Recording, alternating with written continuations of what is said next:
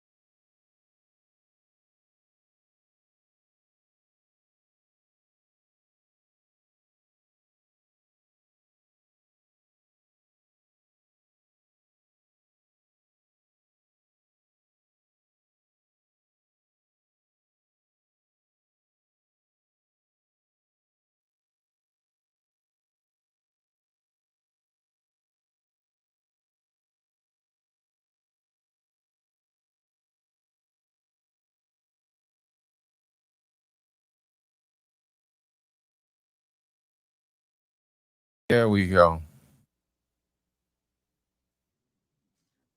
There we go.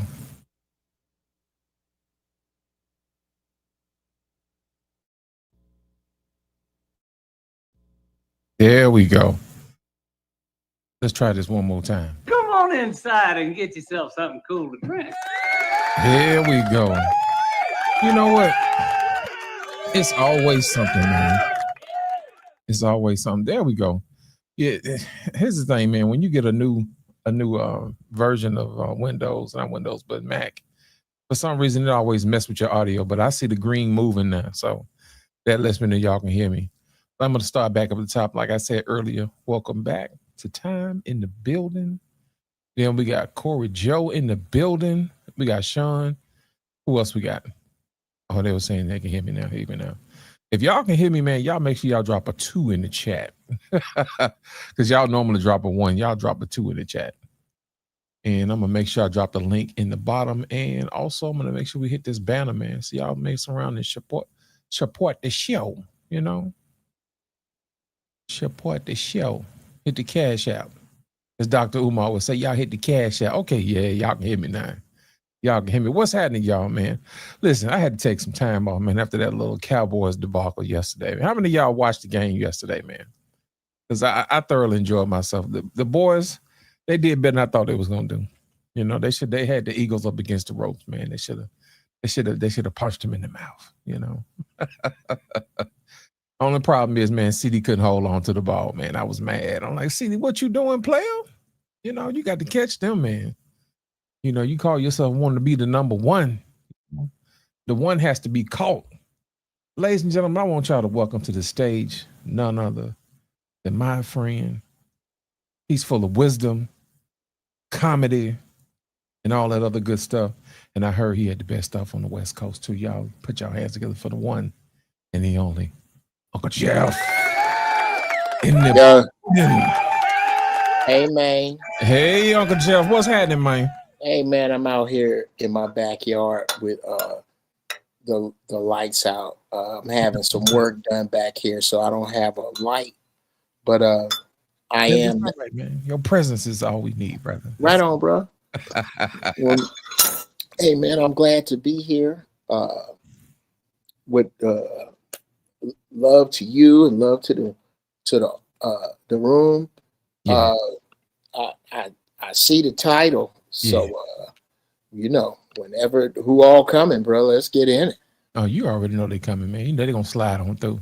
Right. I think, as a matter of fact, I think Black Man and Filter dropped the link. As a matter of fact, if I don't see him do it, I'm gonna do it. I'm gonna go ahead and toss that in there so everybody can file on in, man. You know how it is. It's Friday, man. We're gonna enjoy ourselves. I can change the background. I got the little barbershop mood going. You know what I'm saying? Oh, snap. Yes, sir. I had to change it up a little bit for the barbershop. You know how that is, man. Yeah, man. Give us that authentic flavor. You know what I'm saying? You gotta do what you gotta do, bro. Indeed, man. How you doing, man? How's the family, man? Brother, everybody's lovely. I cannot complain. I mean, I could, but who gives a shit? Indeed. You know what I'm saying? Don't nobody give a shit about that. So I'm real good, man. I'm blessed and highly flavored. You better say it. Yeah. Man, I was telling the fellas about the game yesterday, man. I was watching the Cowboys and the Eagles go at it. That's the reason why, because you know the Cowboys my squad. Mm-hmm. And I was watching the game, and I was, you know, I knew they had something for them. I just didn't know they had that for them. But they got to work on their killer instinct, man, because they didn't put them away when they had a chance, man.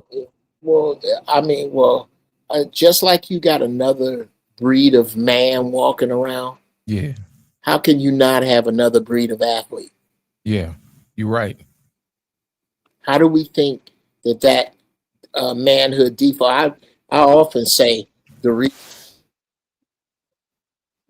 Go ahead, Joe. is no daddies. Yeah. Oh, thank you, man. Yeah, I often say that, man. I there's a decided difference in how people get out now. There just is. Right. So yeah, and plus I ain't a huge. Be honest with you, I'm on some old blackety black shit when it comes to sports. Yeah. It's hard for me to watch because I'm wondering how much of an ass kicking are we gonna have to take as a people? How much we gonna still watch with what happened to Shador? I think, yeah, to get on football, I don't think enough shit happened to him. Mm. I think more. I think Shador Sanders should be mistreated because it wasn't enough what happened to my man Kaepernick. Right. So y'all ain't figured out yet that don't nobody want to see 22 slow ass white boys do shit. Y'all ain't figured that out. So how much more abuse are you gonna take before we as a people go, you know what, we finna start our own shit. And that's that. And that means everybody. That means everybody black that put on a jersey, let's go start our own shit. Right. I think it's gonna take another generation of this bullshit, because this generation, we still stuck. We still stuck, bro. We still stuck behind money. Right. And the killing part about it is it should, you would think that it would take enough money for, you know, guys to pull their stuff together, but for some strange reason, I don't know if it's our families who want more, you know what I'm saying, from us, especially if we're athletes, where they just say, hey, you know what, we've been waiting on this all our whole life to be comfortable. Right. You know what I'm saying? For some reason, we like to embrace comfort. You know what I'm saying? Well, and another thing is, look how we treat our heroes. Right. Okay. They killed Dr. King stepped up. They killed him for it. Malcolm X stepped up. Medgar Evers stepped up. They whacked him for it. And what did black people do? Tear some shit up and go back to marching and moaning. Right. And you know what I don't like, man, with this new generation? They will take some of our old heroes and paint them in a light where it's bad after the fact. Well, people can't defend themselves, you know, after the fact. All of a sudden, you know, Martin Luther King is a womanizer. You know what I'm saying? Cheating on his wife and all this. So what? You know, I say, you know, to that I say,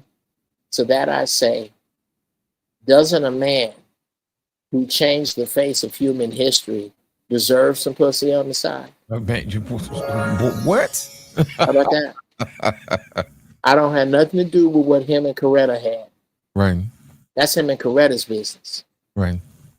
And the thing is, it's so easy. And this ain't just us, but common people, you know, the square thinkers, allow you to taint the message by a tainted messenger. Right. I don't do that. Right. I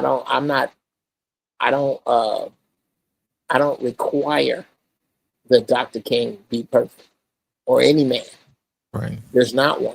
So what does this brother bring to me? No more than I would expect my landscaper to come in and be a chef. Right. That's not what he's here for. Right. You know, yeah. So Dr. King cheated on Coretta. So what? What that got to do with me? Right. What that got to do? They don't talk about George Washington, you know, and all the things that they used to do back in the day. You know, they come on under the rug. You know, Abraham Lincoln was a good old man. You know, right. All these horrible atrocities, the most unthinkable things you could do to human beings. Right. And so, yeah, man, I let these knuckleheads go and think what they gonna think, bro. Real talk. Right. You're not gonna. It's like I said, it's certain people that ain't gonna make it. They just ain't. So, yeah, I don't. I used to burden myself and heavy my mind with it. Now I don't. Look, I take care of mine and those who think like me. Right. Right. And I was watching. I remember, man, when Kevin Samuels passed, and how many women just reveled in that. You know what I'm saying? It's like, I'm glad he gone. He didn't gave away the game. You know what I'm saying? And now these guys are acting all uppity, like they somebody. You know what I'm saying? That's I remember when James Brown used to say it loud, I'm bragging, I'm proud. You know what I'm saying? And now all of a sudden, you know, when guys starting to stand up for themselves and realize who they really are, now it's a problem. You know. Well, good. Well. I don't. And again, I keep my same stance that we need to let hyena behavior be good. Let hyena behavior be good for you. Let them show themselves so you know who to stay away from. Right. There's too many of them. Right. There's too many of them. Every time one gets married, that's 16 more that ain't gonna get a black man. Or 15 more, excuse me. Every black woman that get married sentences 15 other black women to a life of celibacy if they want a black man, because it ain't that many go around. Right. And you know the thing I about mean, it, they give the other women a bad rap and a bad name. You know what I'm saying? Because well, I think yeah, I think they are, but the other women are taking it laying down. They mm, do little to nothing to police these women, and they do even less than that to separate themselves. mm, You can't, y'all wear the same jersey. mm. Look like they're I, on the same team, huh? I can't tell, come on, bro. I can't tell you apart because you don't want to separate. So since you don't, then you're going to suffer their fate. It really is that simple. Mm, You going the men ain't it's almost like the same thing with the WNBA. Men ain't your enemy. Women are, yeah, because they're the ones that's not coming to see you. right. But they don't point that out. You know, No, they don't. they want They equal don't. pay. You know, That so and for me, I don't get any thrill out of bashing women, right, but I'm gonna call a thing a thing. right. You got to. You gotta call a thing, bro. You And got to. a lot of times that's not something they want to do. Uh, like Kelly Price was talking about how ugly black women can be, and Mm, they got offended, but they want you to know and are proud of the fact that you ain't gonna be able to get away with that with her because she'll tell you off. mm, Why are you gonna take pride in that and not take the other side of that bread? right. Yeah. You're absolutely So right. that's that's just kind of where I'm putting it, bro. Yeah. You know, the thing about it is, man, is that, you know, they want to take pride for the good things, but don't want to take pride for the bad things. You know what I mean? Or and you ain't even got to be proud of it. You got to own it. Right. You don't want to own nothing you ain't proud of. Right. I can't. I don't know how to respect that. Mm. I'm like, you got to be kidding me, man. You know? That's the earmarker responsibility is owning what you're not proud of. Right. You know the They have thing, no, yeah. the WNBA thing. What I realized is that they don't promote it like, you know, the regular NBA promotes it. You know, they don't write stories. That's why nobody is gravitating toward their product, because nobody knows what goes into the product. You know, No, I if, disagree. I don't think anybody doesn't know. It's just not enough people give a shit.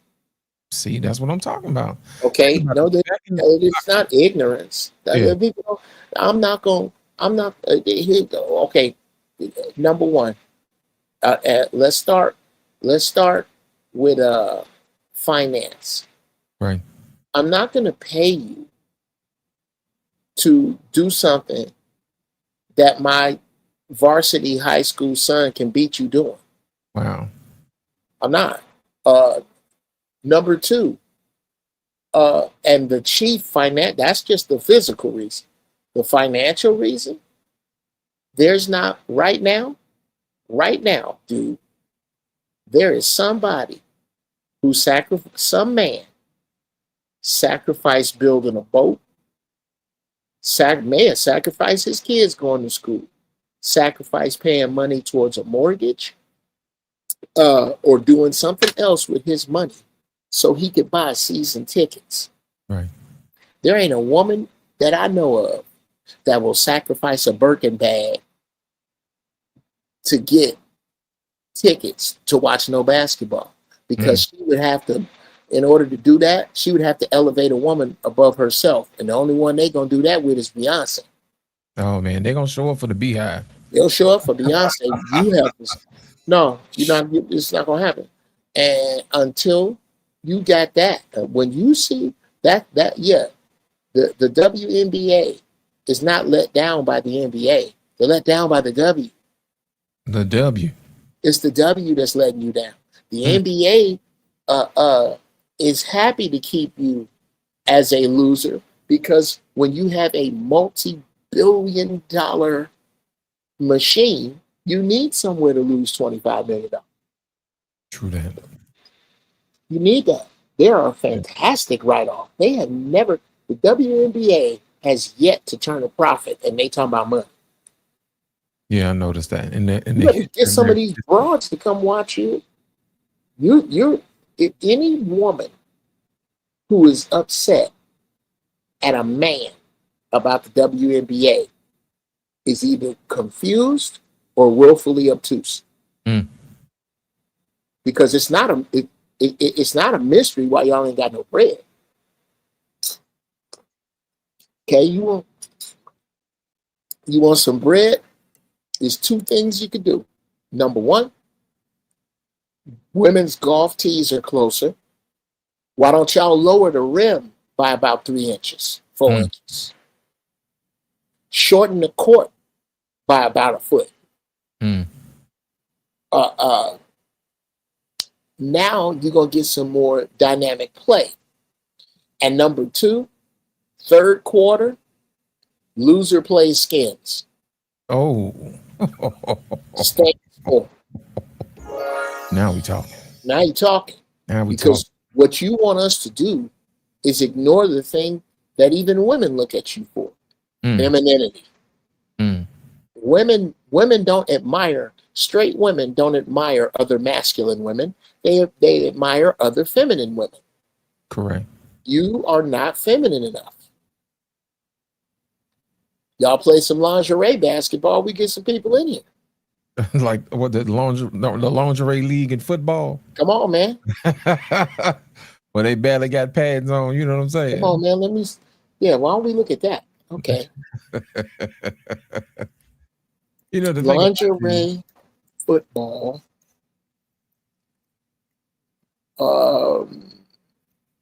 Profits. Let's look at that. Right.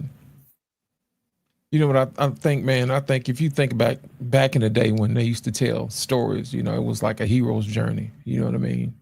They would talk about, you know, what guys had to go through. And when you start talking about basketball, original basketball, they start talking about the rucker, man, and how people used to hang off the fences just to go out there and watch people like Julius Erving, you know, and them play out there. You know what I'm saying? Dr. J and everybody used to play out there. And it's still NBA players that still go out there and play. You know, that's the stuff of legends, man. Right. Yeah. I mean, what's the female version of the Ruckers?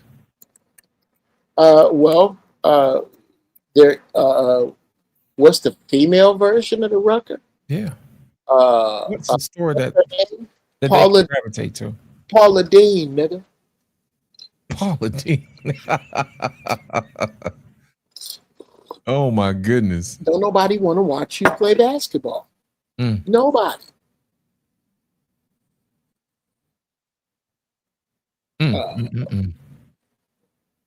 Paula Dean.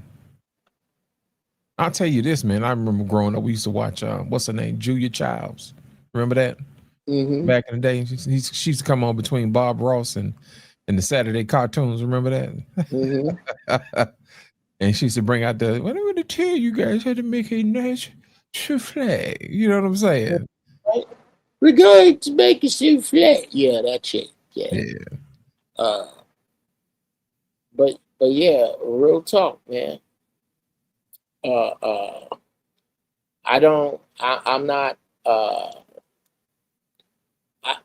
not plussed by a lot of the rhetoric that's running around right now. Yeah. And specifically, like with the topic, respect all women regardless of behavior. Right. Well, I think we need to define respect. Okay. The definition of a sucker is any person who respects a person, place, or institution more than that person, place, or institution respects itself. If that's why don't nobody want to be rolling with the town hoe if you're new in town, right? Because now she been treating. She wants you to treat her cooter like a town car but she been treating it like a clown car. Uh-oh. Did you hear what I said? A clown car. Like a Instead of clown car, bro. And now I'm supposed to come into town and hold hands walking through the street with you. Well, now the reason that I'm looked at as a sucker is because I'm respecting you more than you respected yourself. That's kind of hard, man. And that's so the issue then becomes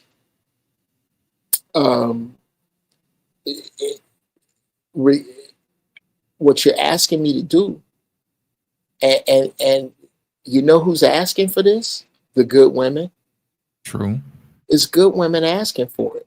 Good women already have our respect. Right.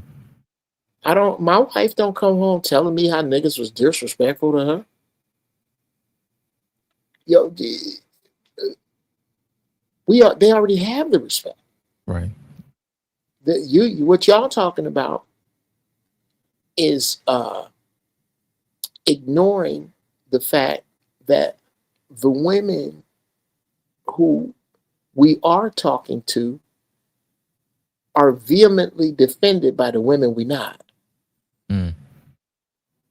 Don't nobody take up for bad black women like good black ones. Man, you say something. And until we get past that, you're not gonna get the respect. And I don't.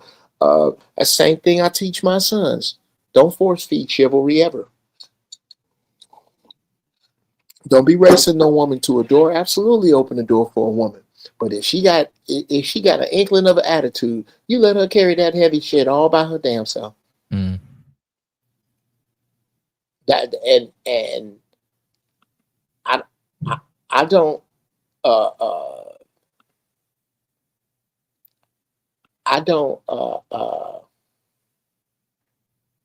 back off of that. I don't feel bad about that. I don't I don't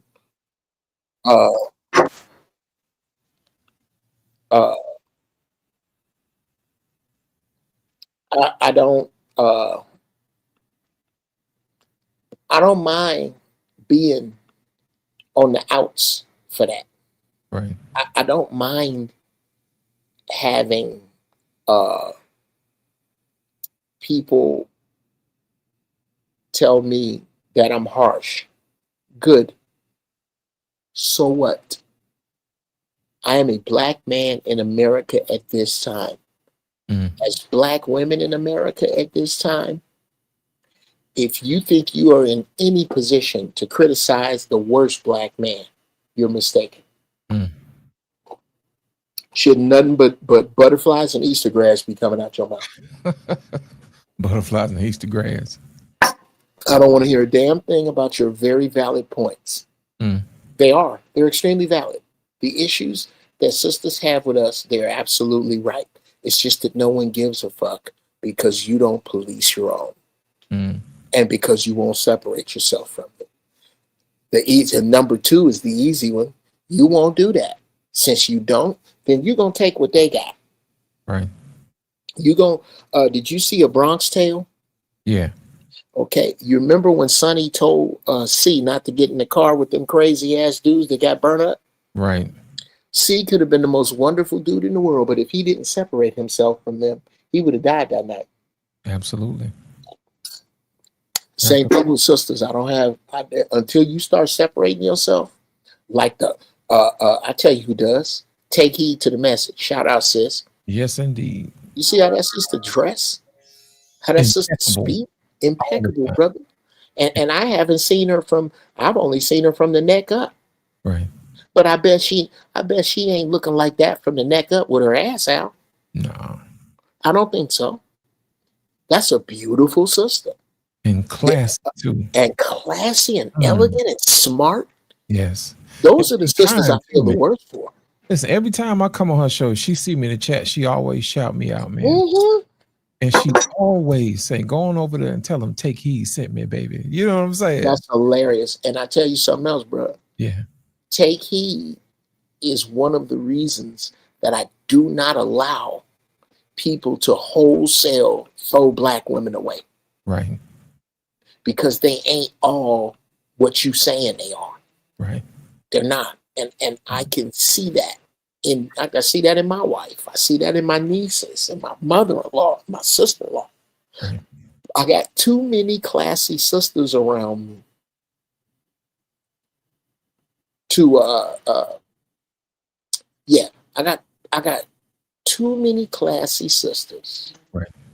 to even let some dumb mess like that fly, man. I can't let that fly. It's so many of them that are so classy and so elegant that those are the ones my heart hurts for. Right. Those are the ones that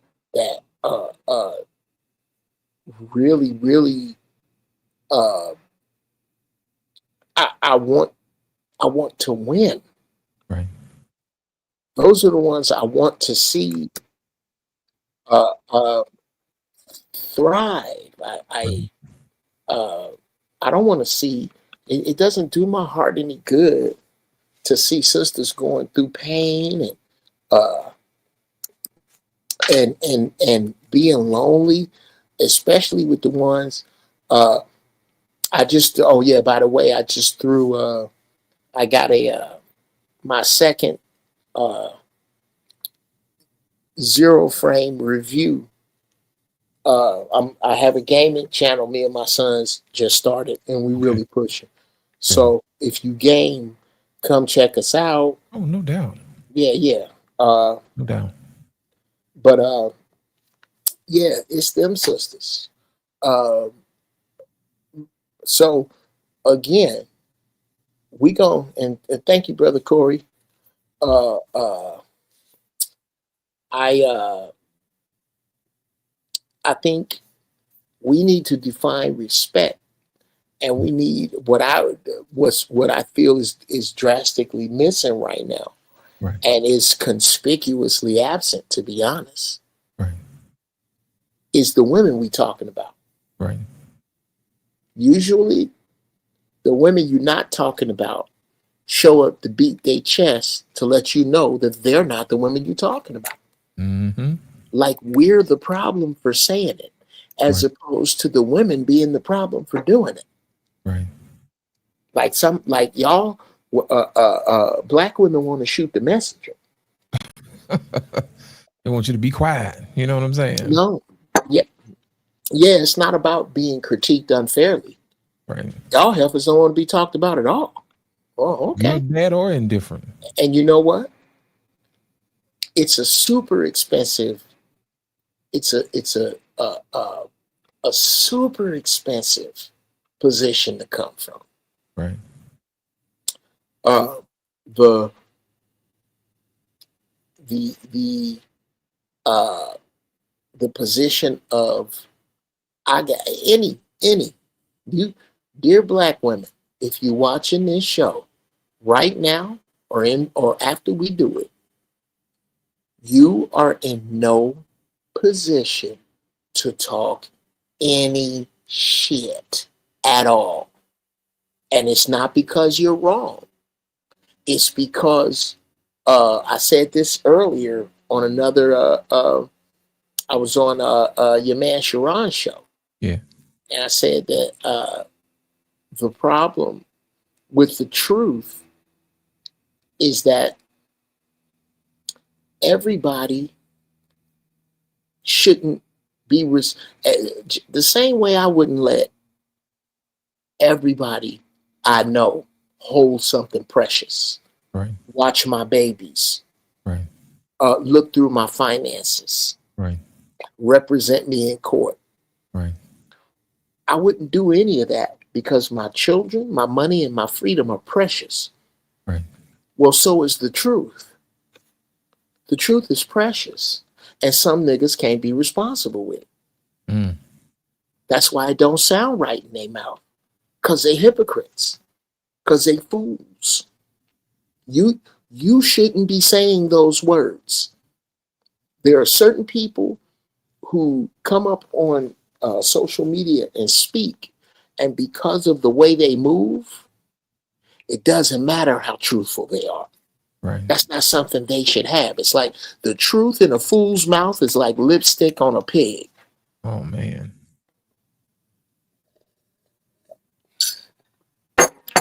Nobody, you do. I think a fool does more disservice when they don't speak foolish. Right. Because brother, you can look at a fool and extract the wisdom from what they say and leave the rest. Right. Most people can't do that. Right. Which is why fools should shut up.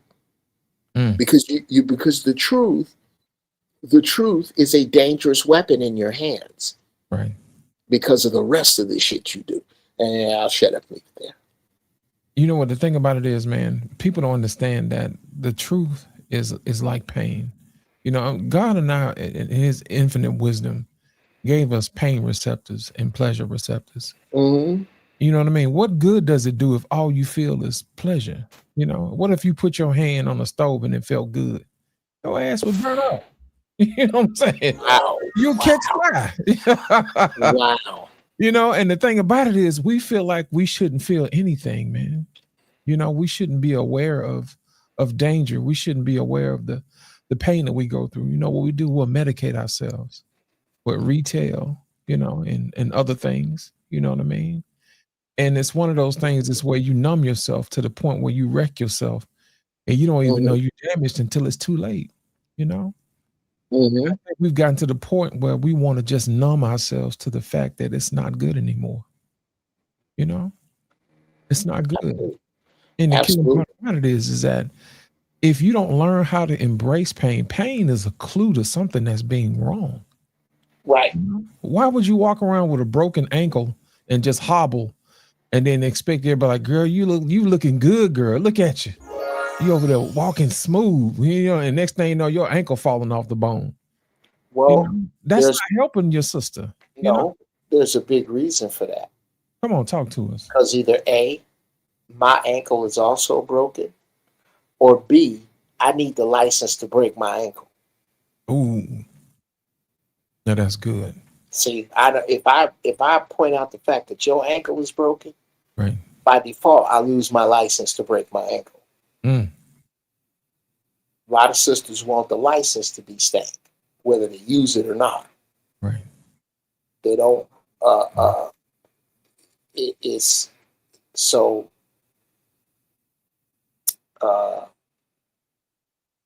It's a sad state, bro. Right. So now we got a whole community of people limping, and we're just supposed to pretend like nothing's wrong. Mm-hmm. And in the meanwhile, everybody's falling apart at the seams. You know, Jeff, I tell you, we've lived long enough to see the best of us. You know what I mean? And now it seems like it's getting worse. You know, and the thing about it is, if enough time has passed between the point where we saw our best to what we have now, then it starts to the worst starts to look normal. You know what I mean? And I say that to say this because I've actually met people from different parts of the world. You know what I mean? Thanks to travel and TikTok and stuff like that, I met some fantastic women, and they're polite, they're beautiful and nice. They don't have any ulterior motives, and it's refreshing because it's a throwback to what we used to be. Mm-hmm. You know, they used to smile, greet you, you know, no matter what. They'll give you a hug, ask you if you need anything. Mm-hmm. Just basic, tender loving care. You know what I'm saying? Mm-hmm. And it draws back to a time like, I remember that. But my question is this: what is this new generation going to look back on and remember? Will they have fond memories like we do? You know what I mean? Of when women treated them with respect.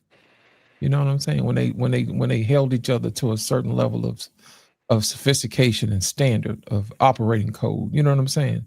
That's not what ladies do. Back in the day, if a lady's slip was showing, she'll pull it to the side. She's like, baby, let me help you out. Your slip showing. Mm-hmm. Remember that? Right. Now, it's booty shorts all over the place. You know what I'm saying? Right. And nobody says anything. It's just like just whatever the amount of ridiculous there is, girl, you got it. You know? And what they don't realize is that when you do that, not only do you make your sister look bad because you didn't tell her, you look bad as well because you didn't let her know. And what's going to happen is when everybody sees her, they're going to see you and her in the same boat, regardless of whether you did good or not. You know, Right. it's this thing Kevin used to talk about, ethnic image, and they push back on that all day Right. long. There's a certain level of presence that you have to have. You know what I mean?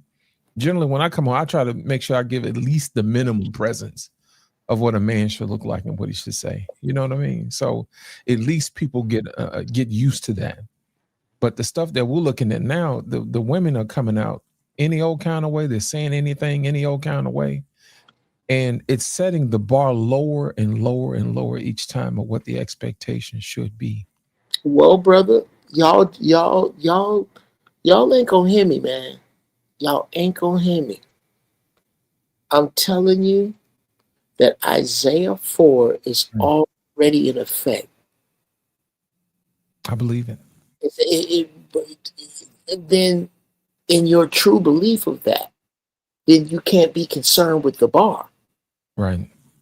Think about this, Lit.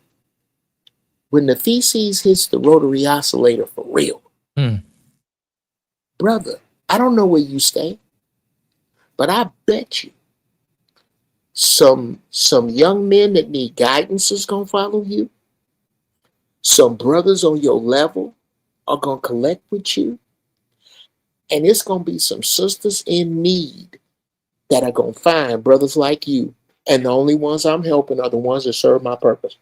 Absolutely. The rest of you can die in the cold prairie. Absolutely. They got them body bags for somebody. Absolutely. Body bags for somebody. And I really don't feel bad, brother, when I say it. Because the respect that we are talking about must, before it can be demanded, it has to be given. Right. So yeah, big bro, I'm not I don't see, when I see brothers complaining about how these black women move and yada yada yada, this and that, and I don't believe in griping about them from a place of uh, from a place of complaint. Very little of it is about identification. Right. Very little of it. I know who you are. You know who you are. If you can angle your mouth at a shitty black man, you are basically cementing your fate. Absolutely. Cementing. Listen to Crimson Cure. She don't talk like that. Nope. Take heed. Don't talk to Danica. Nope. Don't talk like that, bro. If I'm so cool with these broads running their mouth raggedy, I don't bother me at all, man, because I know I know full well what the future has in store, and for a lot of people, it ain't looking that good, bro. Right. It ain't looking that good, and I don't I don't let that I don't let it bother me, bro. Right. I don't. I I have, and I'm gonna go on and pop my collar and say that uh my my orbit does not include any of these people. Right. It just It just doesn't. It just, Right. I have, you know, I used to, say this to my sons when they would screw up bad enough, and I make them hold books. I, I created this reality. Right. You created a reality where you standing in the living room crying with your arms out. You didn't have to be here. Right. This is me talking to them all. Get them up. Get them up. I have no sympathy. None. You didn't have to be here. You created this reality with your behavior. Right. I didn't wake up this morning and say, man, I sure hope I get to punish my son. Get him up. Get him out. Get him out. I don't want to hear it. Get him out. Right. You are standing there because you made some choices that equal this. I want you to think about them choices and feel this pain because they're connected. Right. This is me talking to a 10-year-old. And I think that's the reason why sometimes we condition our boys to feel that, because we already know what time it is. And we have to associate pain with consequences. Come on, bro. So they don't make the same mistakes over and over and over again, to let them know the world is going to give you consequences. And this is just a snippet, in a controlled environment. Yes, we can control the amount of pain that you feel right now, but in the real world, you won't have that luxury. You won't have that luxury, You will not. And there's nothing that you can do to control that. These passes, right, that you're getting, right, are coming from people who love you. Right. This world does not. Right. So I say that to get back to the meat of the topic. Right.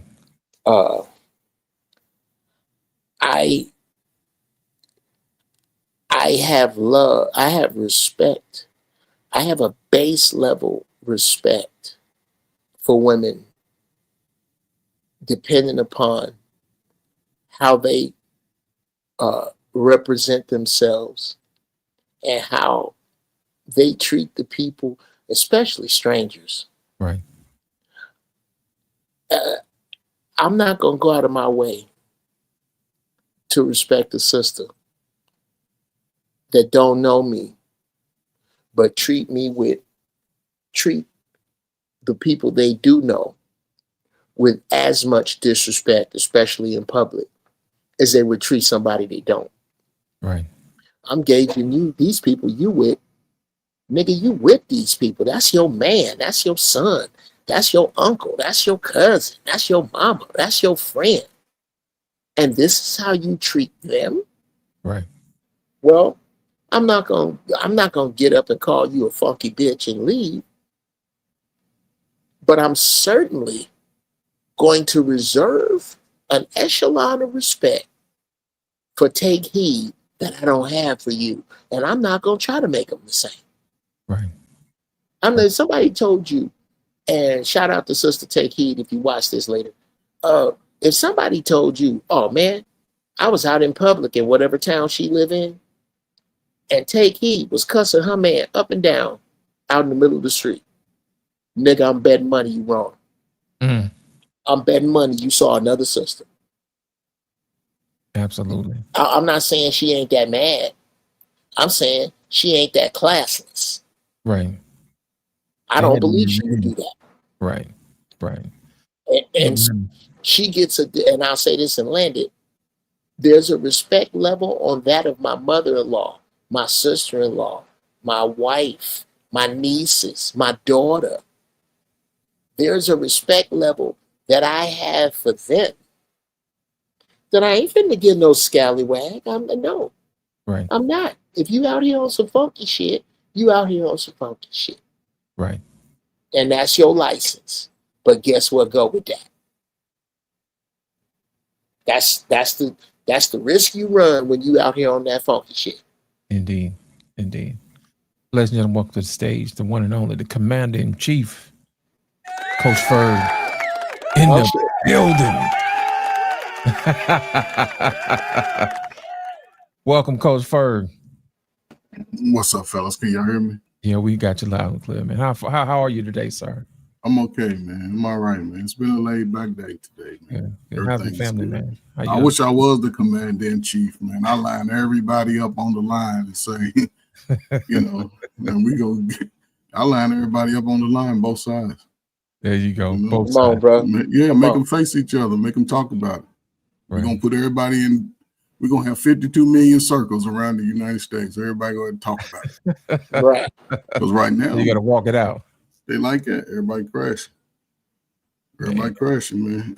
I'm looking at some numbers and stats, and this is why I'm saying, even with the BLS, man, brothers are starting to up their game. Right. And I don't think the sisters are taking them serious on a bigger scale.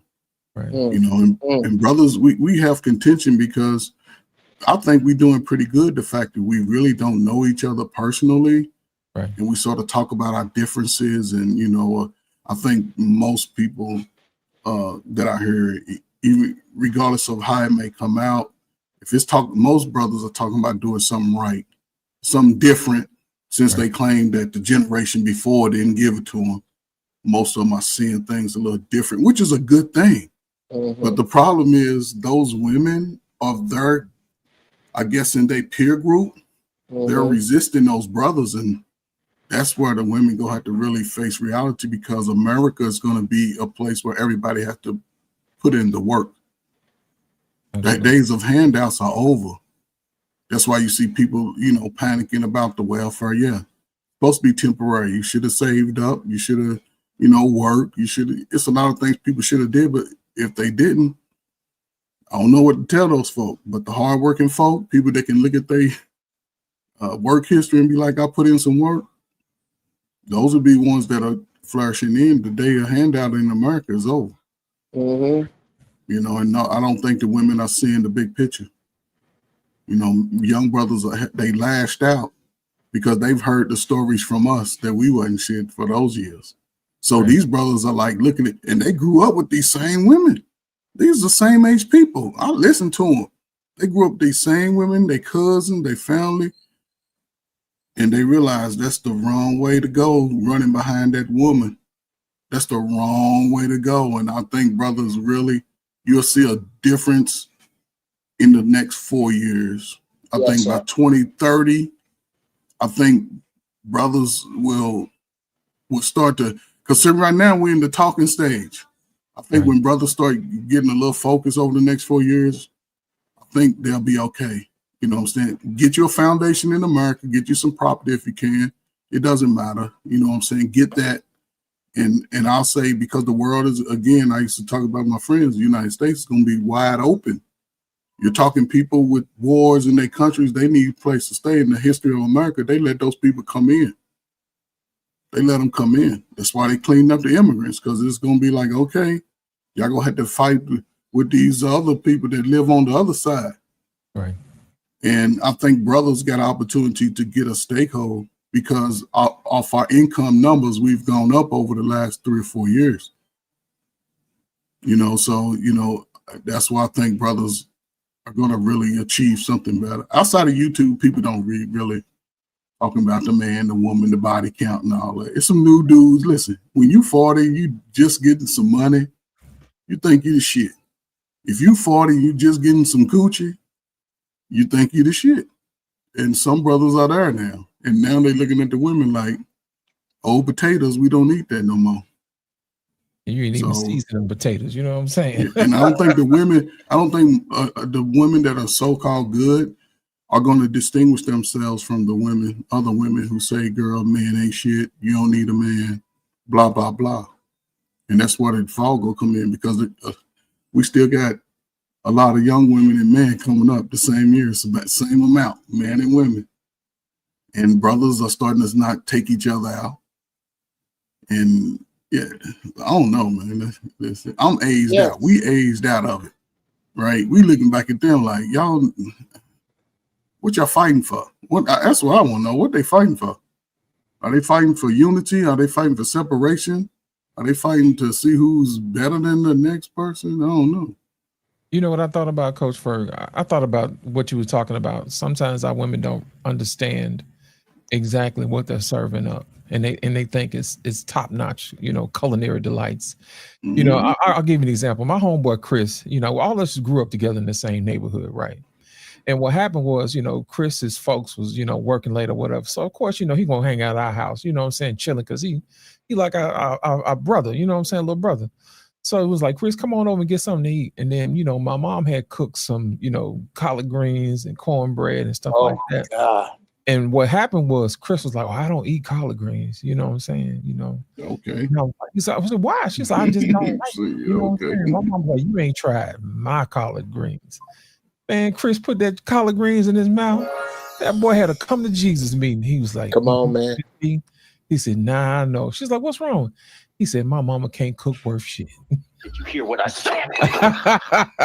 It was until then he knew what real cooking was, what he was missing out on. You know what I'm saying? And I think that's what happened to brothers when they go out into the real world and they meet women that treat them like kings. Then they think back when they get back home, they was like, nah, I know I wasn't being treated worth a shit. Did you hear what I said?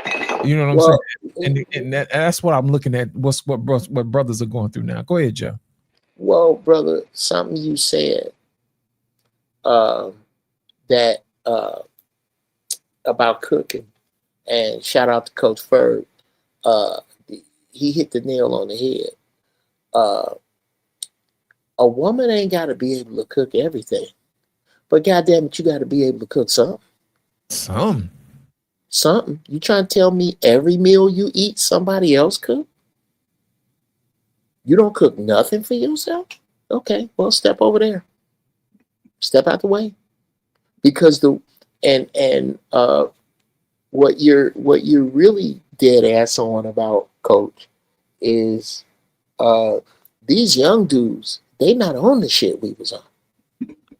They watched they mamas and aunties do this horrible shit to their fathers and uncles, and they not happy. Well, I'm happy for them. Yeah. I think they, excuse me. I think they these it's a group of, when I love answering this question. And brothers, I mean, it's gonna take some testicular fortitude for you to use this answer, but it's mine. Whenever you start talking about the issues that Black people have, and you bring up women, and women go, well, what do Black men have to do? My wonderful, perfect answer, in my opinion, is not a goddamn thing. Did you hear what I said? We ain't got to do nothing else, because the good dudes been doing what they supposed to do. It's a gang of brothers that ain't went to jail. It's a gang of brothers that didn't get strung out. It's a gang of brothers that are good already and are bettering themselves. We ain't talking about the niggas you screw. We talking about the niggas we know. We ain't talking about them niggas. Them niggas you screw don't have to do a damn thing different. You know why? Because they already getting the sex from you. Why would they? Right. Why would they? They don't have to do shit else. And if I'm wrong, again, so is Isaiah 4. See, that's what I'm talking about. See, guys don't know how bad they got until they had some taste of what's down the street. You know, some of that home cooking, some of that food that's been sitting on the stove all day long cooking. Come on. You know, I was telling my mom the other day, I was like, there's a difference between when somebody just cooked just randomly and somebody who put love in. I was telling her about what my you can feel it. Yeah. And she would sit up there and put a pot on, and that pot would simmer all day long. I said, I can tell when love been put in the food. I said, if you think I'm lying, go down to McDonald's, get you a Big Mac, and see if you don't taste no love. That tastes like somebody that was ready to get off from work. You know what I'm saying? Did you hear what I said? They weren't thinking about no love. They was just putting it in their time just to get it up out of here. That's why it don't taste worth nothing. You know? let me say this real quick, and I got to do something real quick. Listen, man, I came from a home, man. My mother, as far as cooking, it wasn't nothing she couldn't cook, man. Come on, bro. Come on. She could. That's how I learned how to barbecue. Now, my father, he'll work you to death. Anything in the kitchen, he never touched the pot until he started boiling the dog's food. That was it. He almost burnt the house down. That was my daddy's role. When he came in the house, it was quiet. And you could hear a pin drop. When my mama was there, she was taking care of business in the kitchen. She used to put the whole spread together, Thanksgiving, and none of them. And look, I had 5 sisters in the house. They all got their favorite dish. That's about it. They ain't got no whole top to bottom spread. And when I was dating, I always wanted a woman that can cook. I said she must know how to cook, not that she has to cook every day. Because I like a little leftover, something that you done had that you just let it marinate an extra day or something. You warm it up in the oven. That's the type of meal I like. And the first time my wife made me a meal, I took it. Jeff, you probably know about Peoria's over on the west side, near west side of Chicago. It's an all meat factory. They just sell meat from the river to the Tudor, right? Well, so I'm really on the home of Moo and Oink, but yeah. Okay, Moo and Oink, but they've been gone. I'm talking about a place that you go in, it's a freezer. You go in, it's cold, just like in the military. You ever go in, you got to wear damn near hat and gloves. And so we get a bowl. I took over the first time. And she from Chicago. I said, we're going to go over here and eat this. And I'm going to show you how to shop for your meat. Man, she made some ribs so good and tender one time. Man, she had me licking my fingers. I've been chasing that meal ever since. And she was like, yeah, you what I want. I was like, this is what I need. And shit, 12 years straight, man. She cooks Thanksgiving. She cooks, I don't know, 3 or 4 days a week. It's only me and her now. So we eating like, I can eat on a meal 2 days, you know what I'm saying? That's how much we make. But that was already a requirement. Any woman I dated, she couldn't cook. Man, you got a couple of days, a couple of weeks. I didn't spend a lot of time wasting time just because she was fine, because she can't cook and she fine, but she can cook and she fine. See, they was all over, and that's what I focus on when I met a woman. I can hear all that yippity gap. Oh, you pretty. You're supposed to have dudes trying to talk to you. You're pretty. That's why I came over. But what else do you got besides that? And if you can cook, then that was a good, and have some conversation. Be able to laugh at your funny toes. You know what I'm saying? I cut a joke. I'll talk about myself, but I ain't never really talk about sex and nothing. You know what I'm saying? And half the time they was, I should file charges today where they was treating me. But I'm just saying, man, it's a different type of woman, different type of life people want to live. And those that want to be individualized, man, those are the ones that's going to suffer, because it's starting to show. And it's going to show before Trump is out of office. You know what I thought about? You said, Coach Ferg, about your woman being able to cook. I don't think women realize the purpose of cooking. It is an instrument that women use to diagnose the state of the family affairs. You see what I'm saying? Because when we used to cook, man, my mom would sit us down, and dad would sit us down, and we would eat together. And it was in those eating together that we conversated, and they asked us about our day, some of the adventures that we had and some of the problems we had to overcome.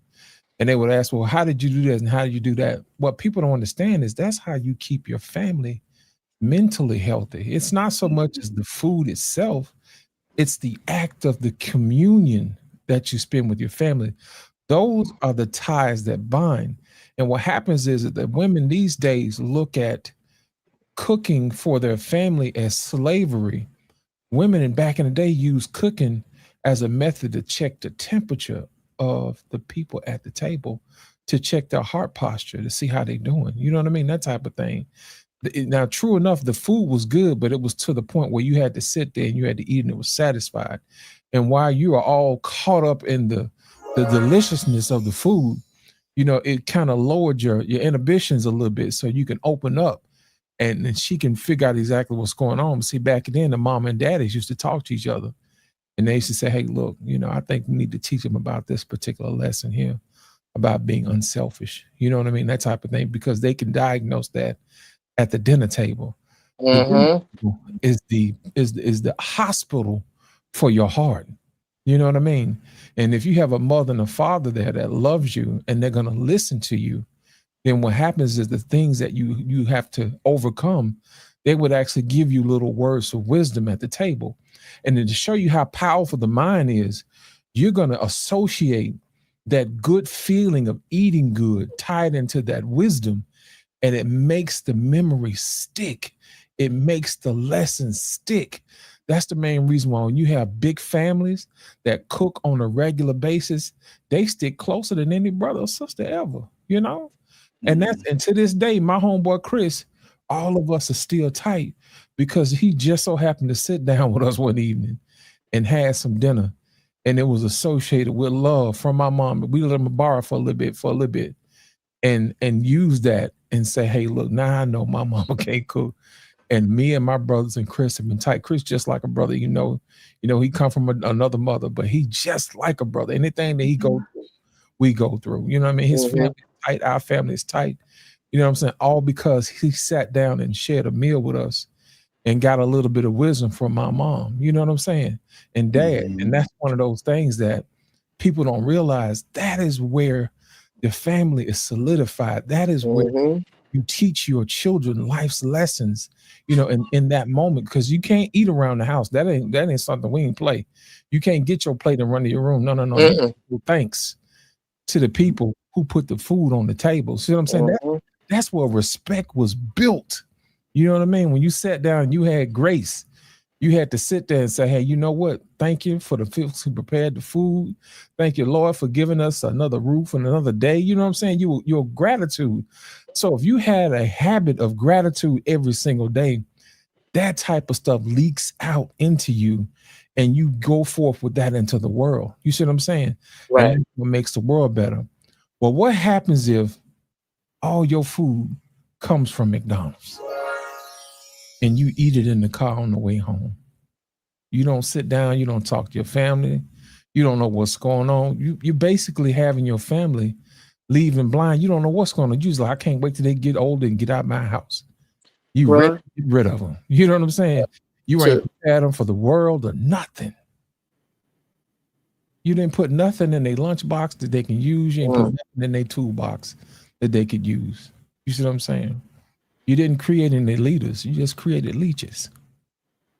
All they learn how to do is feed themselves instead of feed the world. And I think that's the issue, man. And oh, everywhere. it's one of many. It's one of many. Uh, they don't have this experience where there's 3 words I used to say in my house that my kids didn't like to hear. That is all. That means ain't no talking after I say this. My whole house is not a dinner table. The dinner table is. This is where we eat dinner in this house. That is all. And my kids grew to, I had 50% custody of my younger ones.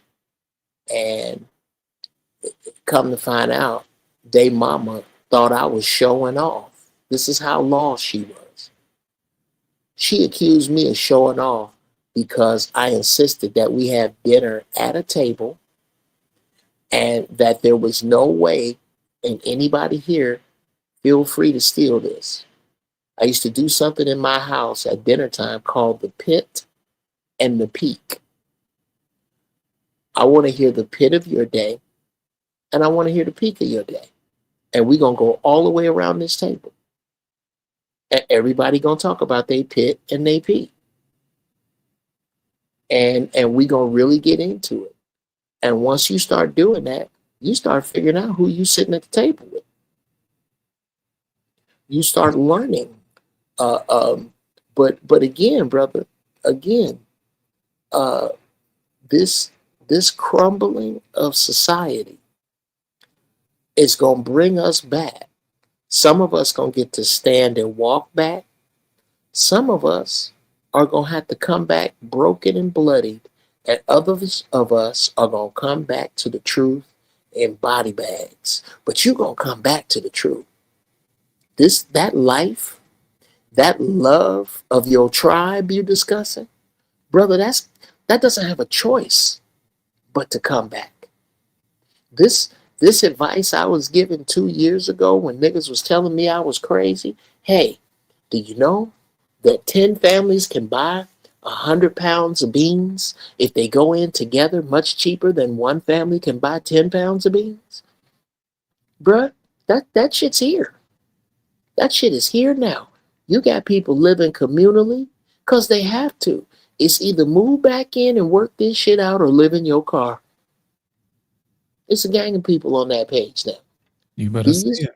These broads that we talking about, that we upset about, that are causing all these problems, brother, the truth is you're not going to be able to survive with these women that can't cook, that you can't trust, that can't find respect. By default, these women are going to find themselves in situations where they cannot manipulate their environment and there's no man there to help. And even the strongest of you, it take 4 of you to move a couch. You gonna find yourself. You're gonna find yourself there. And that's where they're gonna start yelling uncle and trying to find the decent men. And the decent men will have their pick. And not sexually, socially. It ain't even about whether I want to sleep with you. You causing discontent. You got to go. We're not going to have it around. We can't live. How we going to live? We can't live with that. We have to depend on each other to survive. And that catty ass shit you doing, you can go on out there with them niggas that can't fix a flat, can't write in cursive, can't count change, gotta wear a helmet when they ride a bike. You going out there with them niggas. All them people gonna be together, brother, and it ain't gonna be pretty. But ain't nobody else gonna put up with that shit. And with that said, gentlemen, I hate to do it, but I gotta break out like the chicken pox, and get this other stuff done I gotta do. But once again, another erstwhile conversation, and I'm always here for it, brother. I really enjoy talking to you brothers about this, but we ain't gonna have to do much more talking because the creator finna show out, dog. He finna show out. So we will see. Those of you sisters who think that just because you got a point, you have the license to make it stink. We finna see. We finna see. These sisters, oh, we are divesting from black men. That's like me saying I'm divesting from buying a Ferrari. Right. I couldn't afford a Ferrari in the first place. Ain't no man with a damn dealing with you in the first place. And the big problem is that the good black women are suffering because they won't separate. Once they do that, you go and the creator is gonna force them. You watch this shit that happen. I need somebody to tell me I'm wrong. The creator is going to force them into situations where if they have any compunction about survival, they're gonna have to break off. It's real talk. Absolutely. Absolutely. Jeff, as always, man, it's a pleasure, brother. All right, good brothers. All right, y'all take care now. You too. You know what, Coach Ferg, in our family, we got this thing that we call smoking them out, man. Anytime we have somebody new that come into the family, we want to smoke them out and see what they're all about. You know, we'll ask them all type of questions and that type of thing. But before we get started, I'm going to bring up my main man from around another land. Ladies and gentlemen, put y'all hands together for the one and the only. They call him the continent. Our pain in the building. You muted our pain. Our pain. You muted, man. Don't mute, sir. You muted our pain. Oh, man, that's right. Yeah, man. Jeff knew I was coming. He cut out, man. I don't know. Oh man, I'm welcome, taking my it. friend. How you doing, I'm taking brother? it personally. I'm taking it personally. How you doing, brother? Good to see you, man. Hey, man. I'm cool, man. You know, I was listening off and on. I had to take care of some stuff if I could pop on. Right. I kind of like tired of. You know what? I kind of tired of this subject, man. I think the die is cast with our relationship with a great deal of the black women. You know, and it's just so much energy wasted on that shit talking about, man. Because you know how what it means when men are out of nature. The women are so out of nature that nature is the only thing that's going to correct it, right? And now you're starting to see other women saying this shit is stupid. Now they're on this white boy kick now. I mean, every kick, they just can't help it. And every time, you know, we get I hate the word triggered, but if we get to move every time they do something stupid, as opposed to just saying, you know, okay, another stupid thing you guys are doing. It's just so much. You know, I'm trying to work on my Monday show for this channel, right. Liberalism, and how it's kind of a bane on our republic. Liberalism, feminism, and how it's, you know, leading to socialism, the lack of trying to control the means of production, all kinds of stuff. And, you know, compared to all the bad stuff, like just what's going on, all the 20%. If you look at the 80%, all the shit that the women want is on the 20% side of it. You know, I mean, they want all the dumb shit. You know, all the shit that, you know, it's just so much dumb shit. And it's kind of exhausting. And the only problem I really have is that here's my thing. I'm not so sure I saved my daughters from all of it. I sent them to those bastions of liberalism and socialism. You know, I'm working my ass off. I didn't know they were being indoctrinated. Look how long it took me to start to think about, you know, wait a minute, maybe after 60 years voting for these bastards, you know, and nothing's happening, maybe I was wrong. You know, so I don't know, man. You know what I'm saying? The only reason I know that they're not completely lost is because when I have conversations with them, but they feel too much for people who ain't doing shit. Every so often, I got to remind my daughters, every goddamn thing you have, man, we struggled for. Nobody gave us shit. You know, and just because you think, you know, some people are down bad, that shit ain't your responsibility. And you should have buyer's remorse. What's it called? They had a show on TV, Survivor's Remorse or some shit like that. Yeah. I said, nah, man, cut that shit out, man. You guys work hard. You worked your asses off for the shit that y'all have. And Big Papa Daddy here, man, created the environment for y'all to thrive. Nobody gave us a goddamn thing. You know, so stop it. Just stop that shit, man. But you know what I mean? We talk about this shit over dinner. I know y'all guys are talking about dinner. You know, you're like, I know, like a cook. We have some of our best conversations over the dinner table.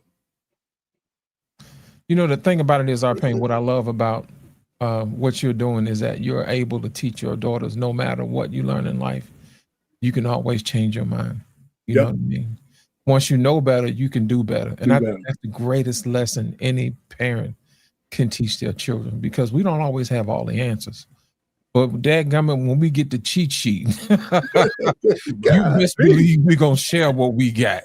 You know what I'm saying? I know you ain't gonna believe what I just found out. You know, I know how you feel. You know, I felt the same way, but let me tell you what happened. What I found out. Yeah, exactly. Feel, felt, and found. You know what I'm talking about. Anybody ever told anything? Know about feel, felt, and found. You know what I'm saying? Exactly. Arpain, let me say this first, man. You look good in that shirt, man. That shirt make you look good, man. I'm saying that shirt make you look good, man. Make you look like you ain't. You know what I'm saying? I had to dig it out of my Salvation Army bin, you know. No, it make you look distinguished, though. It make you look like, you know what I'm saying? And listen, man, I applaud you, man. You know, and you know, you set a great example, man. That's what I'm saying, man. I appreciate it. I wish I could just bottle you up, man, and spread you around. I'm serious, man. I wish I could take your mindset and go and bottle it up and just drop it off in every major city, right? You know what I'm saying? So And that's just the greatest dynamic, man. Being a father and you was able to have those conversations about real life. Nice. Yeah. You know what I'm saying? And yes, in our opinion, I didn't look at it the way you did until you said, man, dang, man, I worked for everything you had. And I look back, I'm like, well, shit, I had to work for everything. Didn't nobody, despite the barriers, you know, my parents told me to treat people right, respect myself, work hard. And then once I was in that mode from time I was 18, 19 years old to now, yeah, I put in a lot of damn work. I did a lot for the country. I can say that. They said go to college. I went to college. They said join the service. I joined the service. They said go back to college. I graduated college. I even took up another trade. So I'm like, hell yeah, I did a whole lot of work. And my parents supported me 100%. Right. And I never asked them for nothing once I left high school. Once I got away, one thing was in my mind is I want them to be proud of me and my actions, right? So certain things that I was just disciplined enough. When it came to girls, I didn't want to be bothered with them until I wanted to be bothered with them, especially when I was, you know what I'm saying, being a single man. I wasn't chasing you all around town, no. But I took advantage of my handsome, pretty. I took advantage of that, you know what I'm saying? But they was giving me what they wanted me to have. They was giving me exactly what they wanted me to have. So I'm like, cool. But now the fact that I know that I've put in the work, and I know like brothers like our generation lost and our thing who've had to work from the bottom up, and it's like I don't know, man. I don't look at my past and the people before me as being bad. I thought that they were a lot stronger than this time in America. I do. And I listen to people, everybody's been the last couple of days just complaining about the same old he say, she say. Did you hear about back in the 70s when the women used to be tied up like upside down, and the man's they used to never did nothing like that. I heard that. See, the women's back like 60 years ago, they was crying every day because Mr. was. I'm like, where y'all get these lies from? It's just bullshit, man. So I mean, it really is. It really is. You know, I appreciate what you're saying. Listen, you know what? I don't think we do enough, and maybe this is me because I'm so much, like I say, so much old. I'm older than a lot of people in these. This shit makes me reflect. You know, people don't. I mean, I don't think people do reflections enough on what the shit in their past that kind of shape who you are now. You know, when I left college, I had to go back home to my house for 2 weeks, just 2 weeks, because I was moving from Buffalo to Texas. I just got my job with the Department of the Army, and my lease ran out, and I didn't have nowhere to go for 2 weeks, but I had to go back home. I cried like a fucking baby. I felt like a failure that I had to go back home because I didn't, for 2 weeks. It wasn't like I had to go back home because I didn't have nothing going on and shit.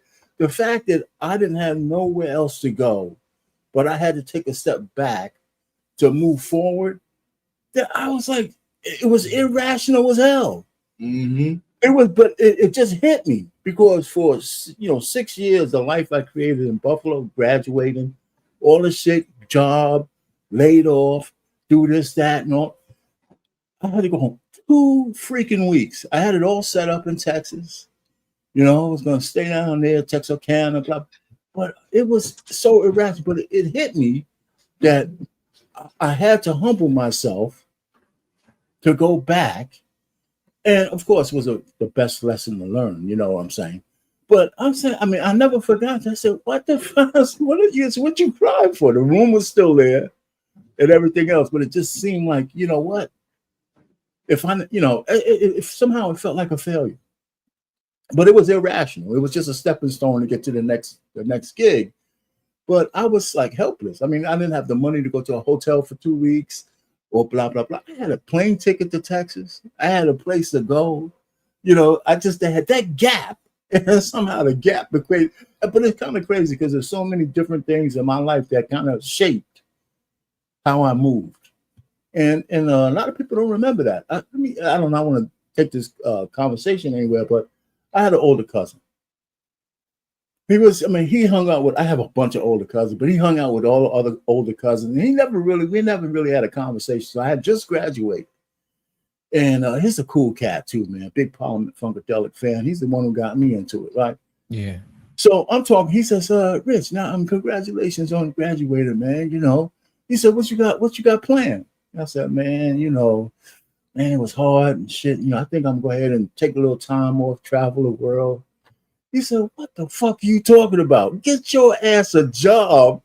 And he said, if you deserve it somewhere down the line, then take a vacation, find a job. He said, what the hell are you talking? It's just out of the clear blue. He doesn't even remember saying that shit to me. He shocked me right out of me. I found a job 38 years later. I retired. You know what I'm saying? That was crazy. But I remember shit like that. He said, what the fuck are you talking about? Get yourself a job. You know, that was the reload. You know what I'm saying? You talk of two major events in your life that changed your life. It only took two of them. One in college. Remember the one you talk about with the girl in college? Oh, yeah. Snapped you out of it. And then to be a man, he said, you don't sit your ass down. You get out here and work. A job. You think it's yourself a job. Like you talking. And they act like it's hard. It ain't that hard to be a but man. You know what? Sometimes you just don't have that person there to slap you out of the bullshit. Well, you know, that's it. You know, every so often it's the serendipity to be in the right place, to have the person to say to you, hey, you know what, man, that's kind of stupid, man. You know what? Do this instead. That's right. Sometimes you heard it before. You know, sometimes that reload is what you need. You know what I mean? Because think about it, if you had skipped going to, you know, be at home with your folks for 2 weeks and went straight to Texas, you would have never got that kick in the pants. No. You know what I'm saying? No, I wouldn't.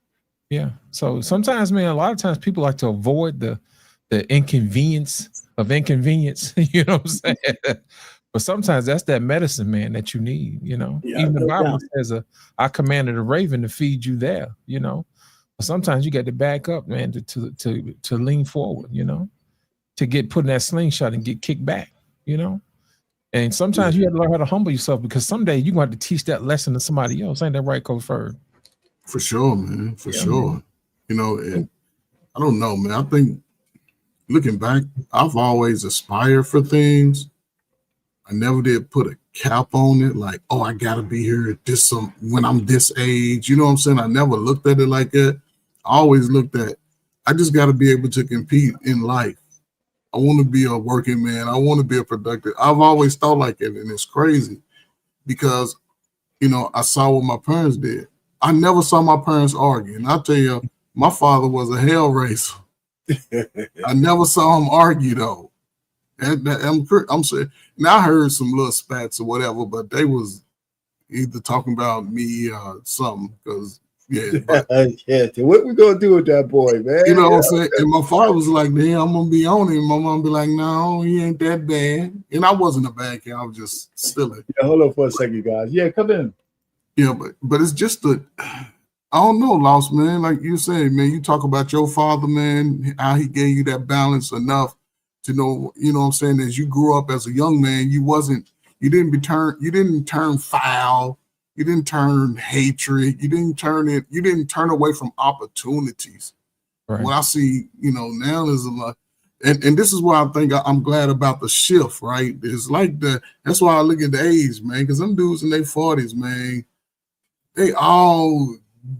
most of them ain't got a good story about nothing when they was young. Nothing. It's all bad. Mama bad, daddy bad, people treated them bad, wasn't no opportunity. They talk about, they cry about the way the police is. No, back in the day, the police was 10 times worse. You better say it. They had German shepherds. See what I'm saying? You know what I'm saying? And guess what? If we was all together and we was acting silly and they pulled up on us, I don't think none of us would be ready to jump and ready to fight the police just because, you know, they told us to move. We'll move our ass on so we can continue our day. But now they feel like they're going to go up against the whole. That's a mental issue right there. Because just think if you're trying to tribe up with somebody like that and they blowing up like that. put Man, everybody's that's gonna life put in danger. everybody in danger. You right. That's what I'm saying. I can't operate with guys like that. I stay away from guys like that. I don't care. You can have all the money in the world. Keep that over there. Don't come in my perimeter. And I'm serious about that. Like, I don't need to do business with you because I already see it's gonna be a hot mess, and I ain't got time for that in my life. You know what? Sticking with the topic, do you think women could actually do the same thing if they had somebody who in the group was a crash out? Do you think they have guts enough to say, "Hey, you gonna get us in trouble," or are they just gonna join in? You know what I'm saying? And say, "Hey, look, it's Are you whatever." talking if it's all women together? Yeah, you know, If there's it's always all women women, that crash out. no, but if it's all women together, they'll implode. Yes, Why you I saying agree. They'll implode. I Go don't ahead. think that Dive into that, man. Why do you say that?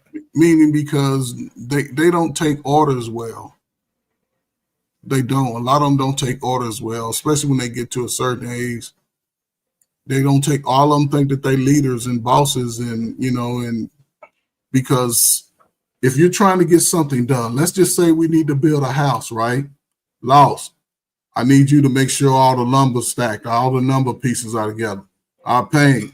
You got your nails, you got your, you know what I'm saying? You got your air gun there, you got plenty. We good. Me, I got a design, I gotta make Foundation. sure that you know what I'm saying. So Right. we got a job to do. We ain't got time to think about how we feel. You ain't got time to think about your girlfriend, your boyfriend. You ain't got time. We got this job to do. Because the faster we get this done, the faster we can get on to the next project and get some more money. Women, Right. they go sit there 20 minutes arguing, not organizing with You each said other. it though, but you said Not it. open, Orders. so They can't take orders it's because tough. they'll be more concerned about how the orders were given than the Yes, orders. there you go. There you go. Right? Don't be So, talking you to know, me like that. men kind of get used to. You got a foreman, you got this. The guy say, "Man, get your ass over there, do this, do that." I mean, we okay. That's my job. I need the money, so I'm not gonna, buck up. Right.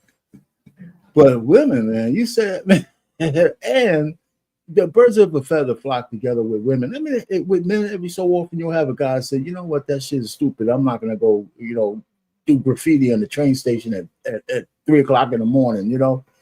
But that's why men don't want women to go on the girls' trips. Every woman who goes on a girl trip is not necessarily a hoe, but if she's around other hoes and they're all having fun, I mean, and with a few drinks, those inhibitions are gone, man. We went through that scenario already, man. And, when I was in college, you know how easy it was to get women to just show you their titties. Did you hear what I said? Tell them our pain. I mean, it's just random. Say, listen, man, you got a nice rack, man. I like to see them. Now, and you don't even have to really be crazy about it because they see their titties all the time. See, what's the big deal? Think about, I'm saying, God damn. It happened to me, and it happened to me in the 8th grade in a chorus class. A class was going on, and it happened to me. Yeah. 8th grade, I'm like, I screamed out. I got kicked out of class. I was in 8th grade, man. I wasn't, I didn't focus on girls like that. What did you say, Coach? Oh, man, that's just funny. She flashed me, man. I'm like, what? Show you what she was working with. And I was being a gentleman because the teacher kept asking me what happened, and I didn't tell on. Oh man, see what I'm saying? Yeah, because you want to see them shits again. That's why. Yeah, I used to run from her after that. I used to run from her for real. Like, get away. That's funny as hell. Yeah, you got beans in the back. 8th grade, man. That's what I'm saying. Beans up, ladies and gentlemen. Welcome to the stage. Beans in the building. Beans, I know you can hear us, man. You got your camera turned on, man. What's happening, man? What's up, y'all? What's happening, Beans? What are you doing, man? What's going on? Getting some work done. How you doing, brother? I'm highly racist. Oh shit! Highly bigoted. Bigoted and everything, man. Okay. What else you got? Beans, you crazy. Hey, Jeff just left, man. I'm just trying to figure out if you gave him what he needed, man. I'm gonna razz you every time I see you, man. And you know what was so crazy today? I was just doing some more mixing. Yeah. I finally cleaned up the it's this. I don't know, for some reason my P's and my B's come out way harder than I want them to. Yeah. You know, it's like this. I don't know, like I looked it up. It's like they said it's like an air bubble. Sometimes when you say certain letters. Yeah. So for some of us, when we say P words or B words, it's like this air bubble that comes out with it, and it comes out really hard. Yeah. So you know, that's what I'm saying. It's certain stuff that I hear, and until I'm able to like actually clean it, you know what I'm saying, the way I want it to be clean, I just feel some kind of way about saying send this to somebody that, you know, at today's in 2025, people have an expectation that when you bring your music to them, that it's gonna be clean. Right. You know what I mean? It's not like back in the day when it was like you was recording yourself on a tape. You know what I'm saying? You know what I'm right. saying? With the music playing behind you from a little boom box. Yeah. You know, it's a little bit different now. People expect for you to have the tools. And I don't think it's, besides my mic, my mic isn't made to record on. Right. That's one of the issues. Well, let me ask you this, Beans. What kind of mic you got, man? I have. What kind of mic you got? Shit, man. Don't give me the line. Well, sometimes it ain't about the mic, man. It's about the artistry. You know, I don't want the world to miss out on Beans because your mic was acting a fool. You know what I'm saying? The people show up for the Beans and not the mic. You know, don't beat yourself up now. I mean, I've been able to do what I need to do with it. You know, it's never the same though. That's what's so crazy about it. It's like I can go right now and I have my same settings, and I promise you, it's not gonna sound the same as it did yesterday. You know what? And that's a good thing. I'm gonna tell you why. I'm gonna tell you why, man. In a live setting, you know what I mean? It ain't gonna ever be the same. But that's the magic of music, man. Music is meant to be fluid. You know, it ain't meant to be the same. Because think about it. A lot of people go to concerts not necessarily for the quality. They come for the experience, you know, because it's not gonna be the same. You're gonna have shouting speakers from one side and the other, and sometimes the mic don't necessarily work, but the people came in there for the energy, man. You know, and I don't want the world to miss your energy, man, because you know you want it to be perfect, man. Don't expect music to be perfect. Just let people enjoy Beans, uncut, raw, unfiltered. You know what I'm saying? Mm-hmm. Yeah, man. No, I appreciate that, but I definitely just wanted to pop up. I had just checked my IG. Yeah. I had been asleep, man. I just got up about an hour ago, and I immediately got right back to working, editing videos, about to do my uploads. So I just wanted to check in and salute to y'all. Yeah, pretty much. Man, Beans, let me tell you something. I look forward to Tuesday, man. You know why? Because we get to play your stuff, man. You know what I'm saying? Nothing hits harder on the Black Man Unfiltered Network than Beans' intro. You know what I'm saying? for the two, because it's the perfect song for flipping tables. Every time I hear it, I get hype. You know what I'm saying? It is. Every time. I mean, I start that. That's the only show I know for a fact. I start on time at 8:30 on the dot. You know what I'm saying? Because people expect to hear that intro, man. I got to give it to them. Yeah, no doubt, man. I definitely appreciate the look. But yeah, man, I'm gonna catch y'all. Hopefully, I'll be able to pop up there Tuesday. Right on. I got a couple of people that's been reaching out to me now to do shows, so I'll be trying to make sure I'm available. Right. My sleeping habits be all over the place. Like I say, I just got up about an hour ago. You know what I'm saying? As a content creator, man, I understand because I you know what I mean. Before the show started, I said, let me wipe these coals out my eyes. See who's this paging me and why. You know what I'm saying? Right. It was BMU said, you feel like going live. I was like, man, I'm always ready. You know what I'm saying? Right. Yeah. For real. Like, yeah. But good luck, Beans, man. I appreciate exactly how it is, though. Yeah. You never know. All right, man. I appreciate y'all, man. Have a good show. You too. Appreciate it, Beans. All right, y'all. Be good. Welcome back, Coach. What's up, Coach? Yeah, man. Like I said earlier, man, before we brought you on our pain, we was talking about making sure you introduce the right people to your family. And I was telling y'all, we had this thing that we call smoking them over. You know what I'm saying? When you bring in somebody new to the family, we got to make sure they're gonna be able to fit and work. You know what I'm saying? Because there's a certain level of expectation for our family. You know what I'm saying? We got to make sure those people at least meet the floor. Because if you can meet the floor, we can raise you up where you need to be if you're not there. You know what I'm saying? That type of thing. You know, all the women, you know, they commune, they get along with each other, and none of this foolishness where you feel like you have to exert or exalt yourself over everybody else. It has to be a spirit of helping. You know what I'm saying? All the women in our family have a spirit of helping, and I enjoy that, and everybody enjoys that, because what it does, it creates a family network that can survive anything. You know what I mean? Right. Because you get to the point where, you know, life pulls on you from different directions, and the family is there for that. I don't understand why people want to get their family and leave and go somewhere else when you can stay together and be stronger together. You see what I'm saying? And then there's those life lessons that we sit down at the dinner table, even if it's holidays or whatever. We get back, we reach out every Christmas, Thanksgiving, that type of thing. That's at least one time I know for a fact that the majority of the family comes together and we reminisce about stuff that we used to do. We laugh, play games, you know, that type of thing. It creates a bond where the children feel safe, and then they go back and they replicate that. And I think that is our duty as men and women and leaders of our family, to make sure that we pass on that tradition to the next generation. You know, say, hey, look, this is the standard operating procedure. This is the floor that we set for this particular family. And if people don't meet that standard, then guess what? You can't be a part of the tribe, you know, and that's how we do it. And I think that's what the majority of people have been missing these days. They don't meet the minimum requirement because nobody knows what the minimum requirement is anymore. You know, that's the reason why women let these any old kind of ragamuffin dudes into the family. And sometimes these guys let these old manipulating women into the family. They think they're cooking. You know what I'm saying?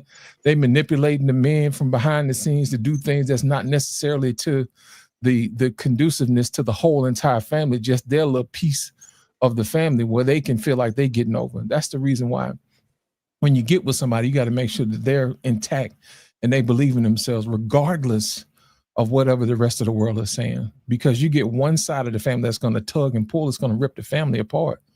Because normally that one person is trying to help the family, but they're torn. Do I help my family, or do I not listen to the greater family, the tree? You know, you're going to saw off a branch.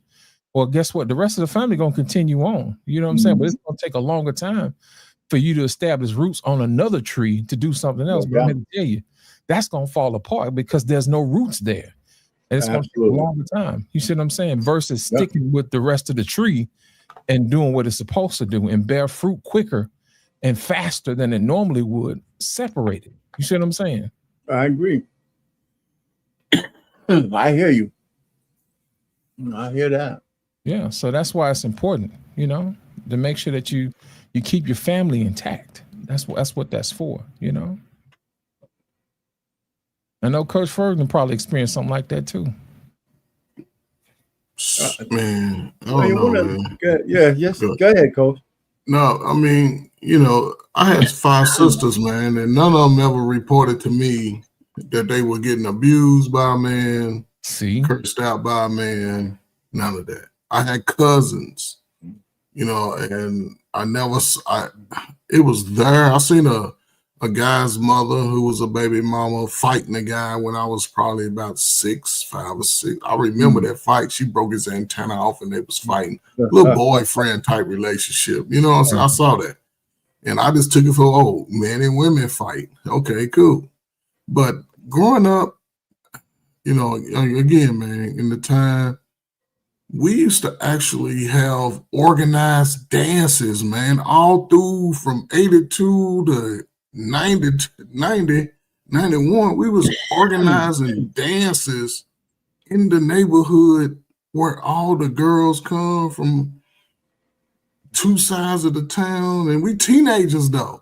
Ain't no adult supervision.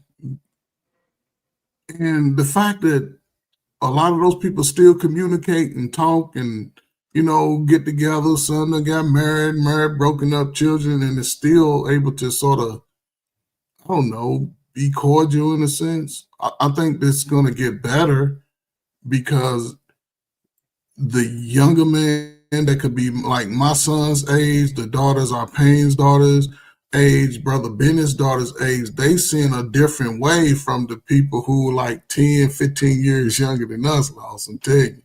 Right. That's why I bring up that time, man, when you was a young adult, you saw that crack taking over. Right. And it was, and I'm talking about the babies that were stuck in that. Now they're adults. They're adults. And they don't mind cussing your grandmama out, your sister out. They'll fight you. They'll fight the girl. And they saying it. And because they listen to their sister say that man ain't ish. Right. Oh, yeah. Man ain't ish. And now they grown. And the men are changing course because they start to understand that I got to live for myself. And that's what I like about young men. They getting it. The sisters are taking brothers for granted, man, for real. They taking brothers for granted, and it is showing the next 3 to 5 years. 2020, what, 2030?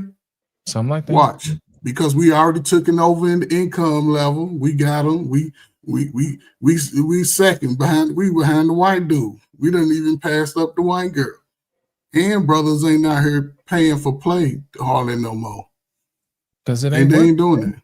They don't keep up with their stuff, man. I was watching my homeboy. He was talking about they got super gonorrhea now. You know, I'm like, what? Wait a minute, you ain't keeping. They got about 5 names out there. Lost. Ain't no more Keith Sweat songs coming through the algorithms no more. You're right. Those days are over. Ain't no more slow singing and belly rubbing music no more. It's over. And the sisters they making it transactional, and these dudes are playing, okay, this is where y'all gonna do it. They're gonna lose. You know what they say? It got down the rubber meet the road. Now it's what, 20 in the front and 40 in the back. Ain't no more romance in the stone, but you know what I mean? What's on the menu? And that's about it. It's unfortunate. And then on top of that, what they serving up got that super gonorrhea in it. You know what I'm saying? Super gonorrhea. Jesus Christ. Because we done gone through 20 years of brothers 6'2", like in other brothers 6'2", 230. That we done gone through that. Man, I seen so many big dudes in the parade, man, coming down with the dance team. I'm like, man, is that where we at? They got on the red dresses, you know, with the little mini skirts. And they got on little bitty booty shorts and t-shirts and stepping better than the women. I'm like, and they heels, you know what I'm saying? Man, back in the day, we would have never seen no dudes that like look like that coming down the street with no skirt on, you know what I'm saying? And no eyeshadow and stuff like that. Man, come on. Man, but that's where they try to push us, man. And those brothers go turn score. I can see it. I can see it out there. When I go out, I see brothers looking like, nah, man, focus on myself, and you know what I'm saying? But then I try to say, man, you should think about finding a good woman. Just know what you like. And I've taken some of what our Payne said, Brother Bennett said, man, make your little list, man. You get 10, you make 6 of them, make her negotiate 4. And y'all come together on the next one. You know what I'm saying? But have something in play. You can't just go in it, because I tell her, I try to wake them up. You see a big booty, just look around, and you're going to see 10 other ones just as good. But you got to be able to decipher. You know what, Coach Fur? I'm glad you said that. Here's the thing I'm on the miss about TikTok is because when they switch over, they ain't gonna be able to show us nothing but American stuff. And I'm here to tell you that's a travesty. You know why? Yes, because I met some fantastic women from overseas, especially from Brazil. Let me tell you something, man. I didn't know fine got any finer until I saw what these Portuguese ladies were speaking down there, what they was talking about. Man, I'm over here trying to figure out how to speak Portuguese. I'm over here using Google, trying to translate. You know what I'm saying? I'm like, hold on, talk. Let me rap a little taste to you. You know what I'm saying? And I'm thinking to myself, I'm like, what? They'd be like, hello, Lost, how you doing, Lost? I'm like, wait a minute now. Hold on, wait a minute. They talking my kind of talk. You know what I'm saying? They ain't saying nothing about my name, and that's the way they said it. You know what I'm saying? What they doing with Twitter? I mean, what they doing with TikTok? TikTok, are you not gonna be able to talk to the folks in Brazil no more? In Thailand.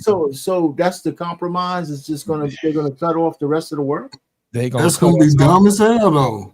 And Well, they how gonna do you mean? Like, how are they going to do that? What do you mean? they They turn can do it. They can they get their turn wave on. TikTok into Facebook.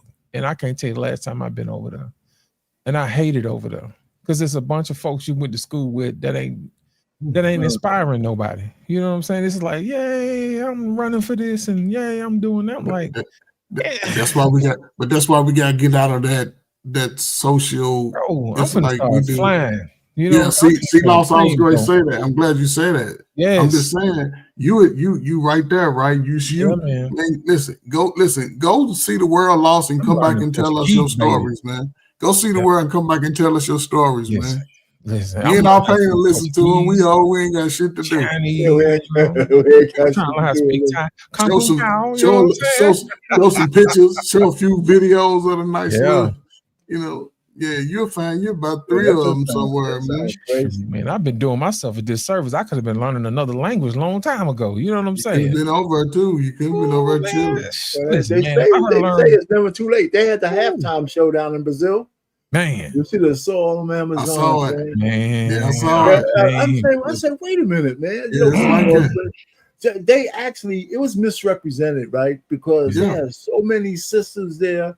But in the infrastructure of Brazil, the black people ain't getting that kind of play. No. You know what I'm saying? That they just dancing and singing. Oh, look at all the brothers and sisters in this.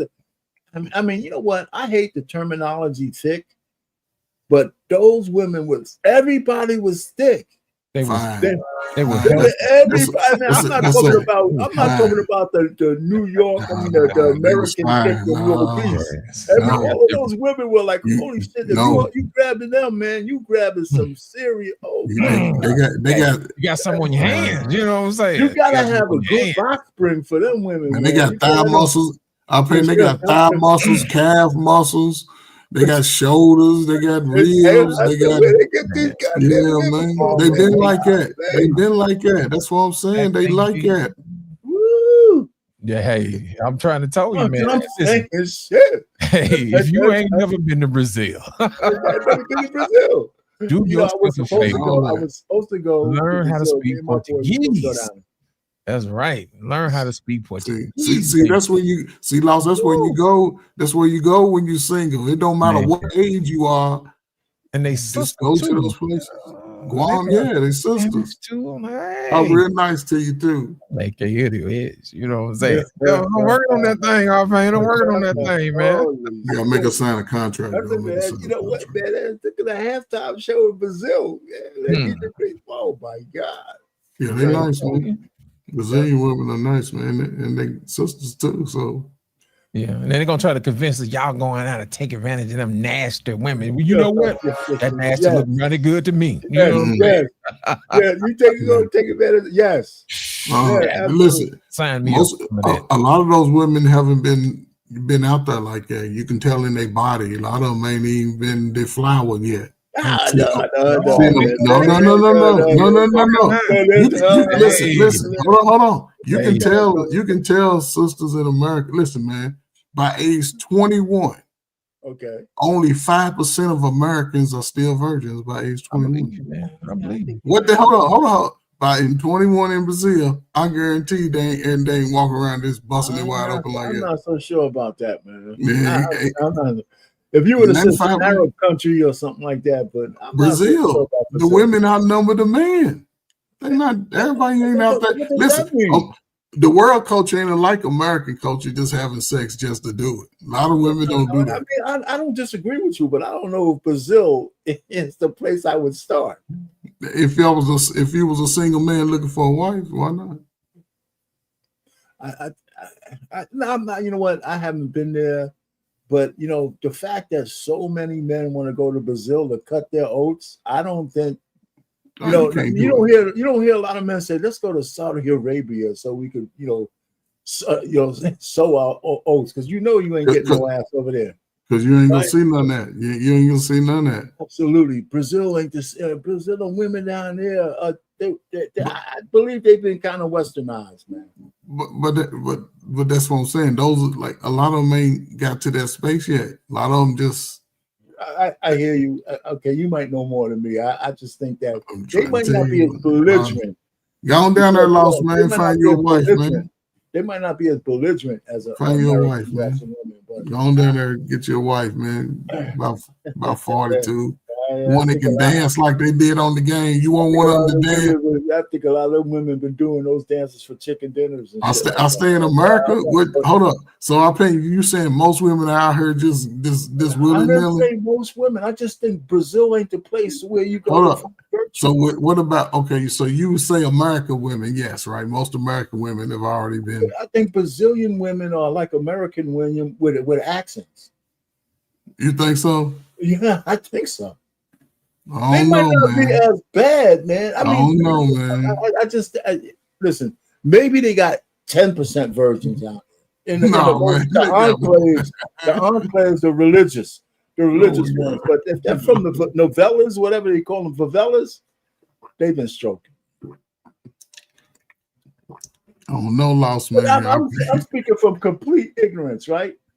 You know, but a lot of virgins don't get on a halftime show shaking that nice, juicy ass like that. That's man. part of their culture, though, man. That's part of their culture. They've been doing that since they was kids. Their grandmamas, everybody been doing that.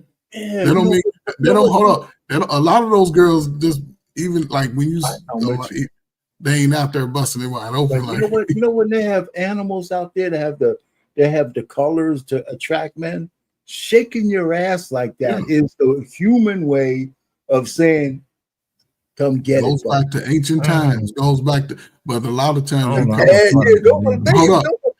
A lot of times you could look, but you couldn't touch. You couldn't touch. You could look all day, but you can't touch. Look at me. Yeah, you're right in certain areas, but I'm not so sure. Sao Paulo, Brazil is it.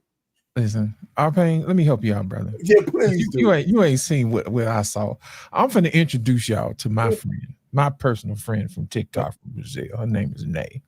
And I done found one of her videos that I can actually share on YouTube. Okay. I don't know if it's got music or not, but y'all stop me if it do. You know what I'm saying? I'm finna this is my friend. Hold on. Oh, she fine. Hold on, wait a minute. Hold on. The music out. Hold on. Wait a minute. Hold on, let me pull the music off. You know what I'm saying? Was that her buddy over there? Or they like tag team? Oh man. And they were both of them together was a 6.5. Both of them together. Oh, look at what was a 6.5. That's all they get, man. 6.5. Both of them together, man. That's it. That's it, man. Nope. Boy, that's an Alabama 20 right there. The first was at least 6.5. Man. That's Alabama 20 right there. You know what I'm saying? She the one gave him the 6.5. The other girl came in and took it down. You're lucky because I was going to give her a 5, but the other girl. Wait a minute. You know what I'm saying? We have to get her. I'm just saying, Brazil is a hell of a place to start. You know what I'm saying? Yeah, it's a great place, man. I believe it, man. Got great variety, man. I think the attitude of women in America is uniquely bad. But you know, I mean, it's uniquely bad. But feminism has spread even in Africa. You're starting to hear the brothers talk about it's slowly creeping in everywhere. Yeah, you know, everywhere. You know, so what you gonna do, man? They say if you get a woman in Brazil or anywhere else, you can't bring her back to America. I'm not coming back. There you go, man. Just keep your passport active. That's all.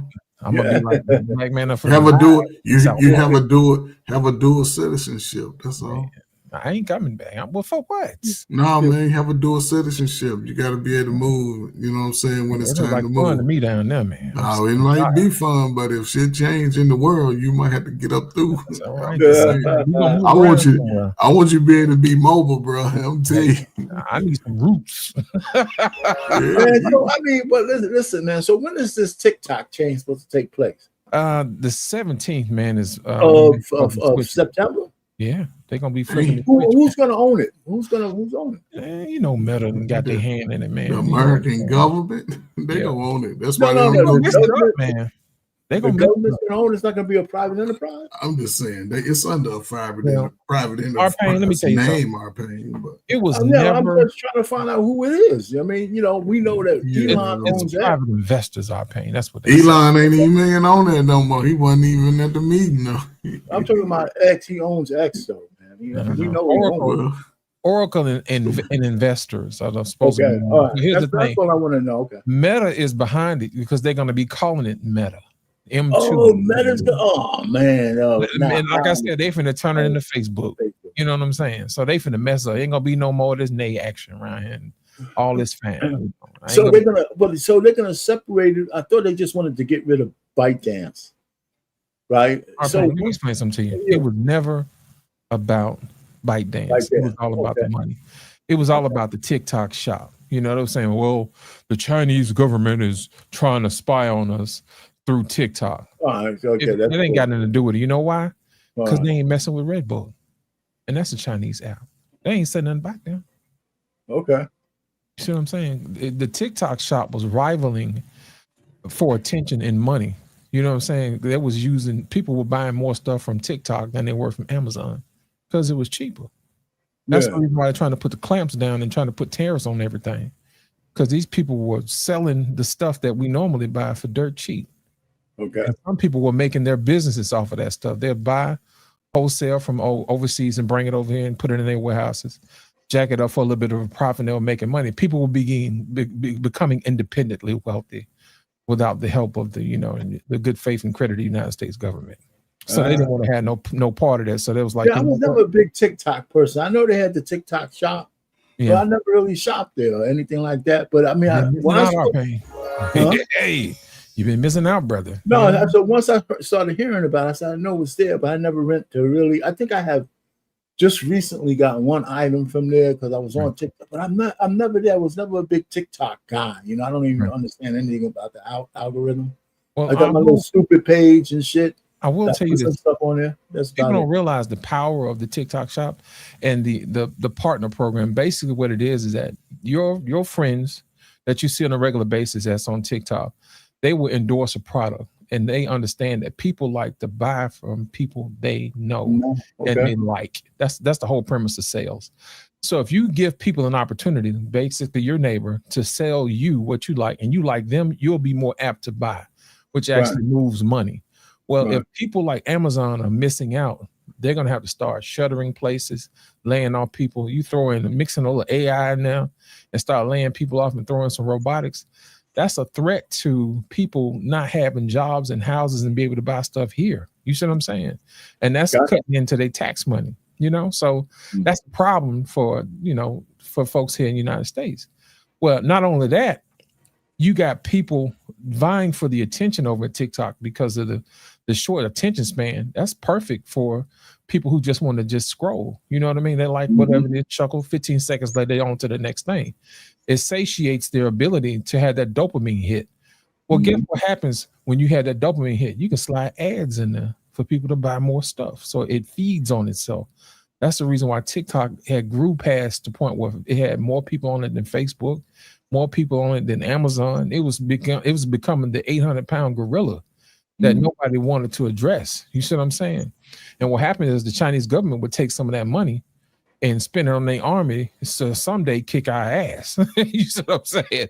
If push come to shove, or be the world's reserve currency. So they're trying to hit that thing off at the pass. See, sometimes you got to think past surface level stuff.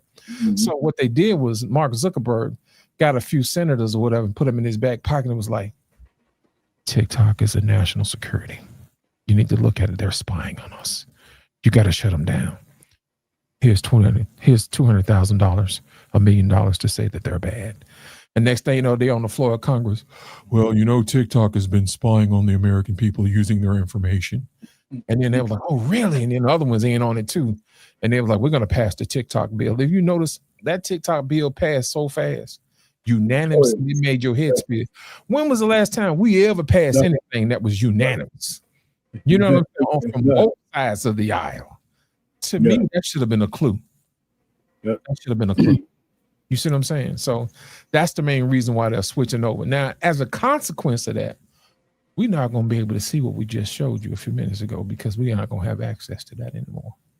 So what happens to those other entities? They're going to just cut them off, and it's going to be like a foreign TikTok or. Well, they're actually going to service the rest of the world business as usual. You know, the people in Great Britain and all those other places will be able to talk to the people in Brazil, you know, and all these other The only places. people who can't talk to them is Americans. Hey, America just going to How be did that shit pass? It's a part of the deal, man. You know, Uncle Sam said, get down or lay down. You know what I'm saying? Did you hear what I said? So, You wanna tell American TikTok. TikTok is going to be, first of all, the last people Americans want to talk to is other Americans. Exactly. Because that's not the reason why I tune into TikTok. I tune in to see Nate down in the Brazil. You know what, man? Shit, man. Ignorance is bliss. I didn't know it was going to be. How are they going to censor the rest of the world from America on TikTok? Yeah. It sounds crazy.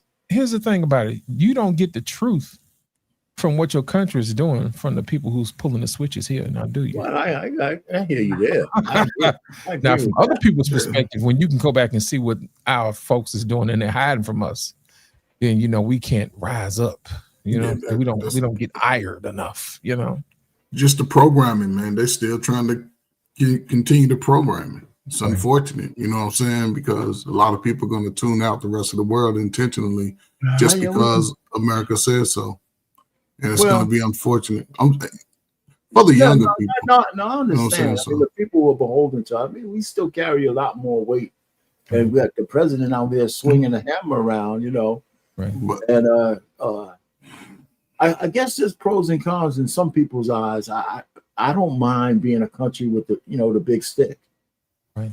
You know, I mean, if you wield it the right way, you know, that's the key. If it depends on how you. Every so often, you're going to do some stupid shit. I mean, it's just going to happen. But what they call America the Great Satan? America's putting itself in a bind. America hasn't trained this last 25 years of young men and women. It hasn't really trained them at all. Everybody just working. To do that. They're starting to try to catch. Well, they're going to take years to catch up, but I think that's why they're trying to, toughen up the army. And it ain't about the army. It's even outside of the military. People not joining the army as much, and the young skilled labor is not there. A lot of people don't have skills. They're trying to turn that around. I mean, it's not going to happen overnight, but isn't that what this whole thing is about with men? Well, you're right. Here's my thing: you got to have something to fight for. And what America has been feeding men is trash. Right. You know, that's what I'm saying. Fast food. It's not like we talked about earlier. They ain't putting no love in the fuel tank. Black men gonna have to be able. They gonna have to start letting black men buy houses, purchase property, get into these spaces. I'm telling you. But it's an opportunity. Say that again, though, Ferg, because nobody's gonna let us do anything. So no. What I'm saying is right.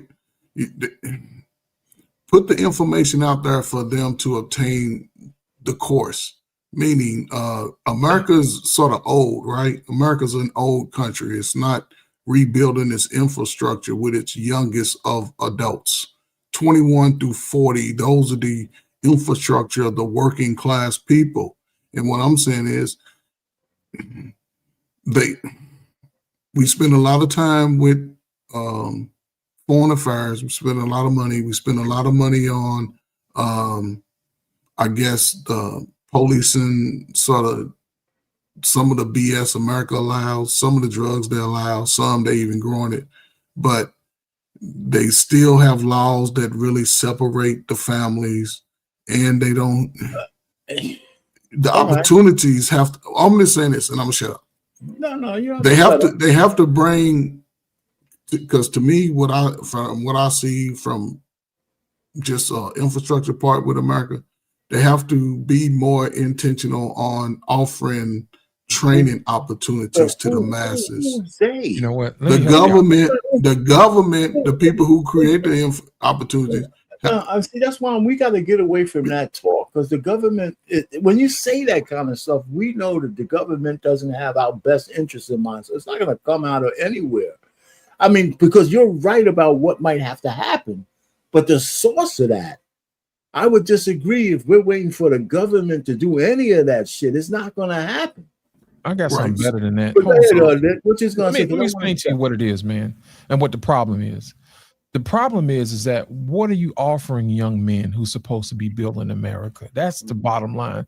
Let me tell you something. When I was in sales, one of the things that one of my trainers taught me was that you got to find out what the PMF is of your customer. That's primary motivating factor. What is it that's going to cause them to want to go out and spend money they don't have to buy something that they really need? Now, here's the thing. They know that they need it, but you have to be able to tie it into what it is exactly that they need. Well, my thing is the greatest function, if you don't remember this, back in the day when we had war, those guys were fighting for their families. Right. They were fighting for their country because their country had their families. So it was easy for a guy to lay down his life for his country because his family needed him to. You know what I'm saying? The problem with today's men is that the family that they have now is not worth dying for. Did you hear what I said? When you listen to how these women talk about men, they don't exalt men like they used to.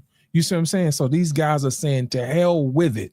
You know what I'm saying? If you're gonna talk bad about me anyway, what makes you think I'm gonna die for you? I'm gonna get on a plane and I'm gonna go to another country where these people actually respect me as a basic human being. And not only that, they appreciate me and they take care of me and they allow me to do what I was created to do, which was provide and protect for a family that loves me. You see what I'm saying? The problem that America's having right now is hard to sell that guys going to the military to die for something that don't like them back. Did you hear what I said?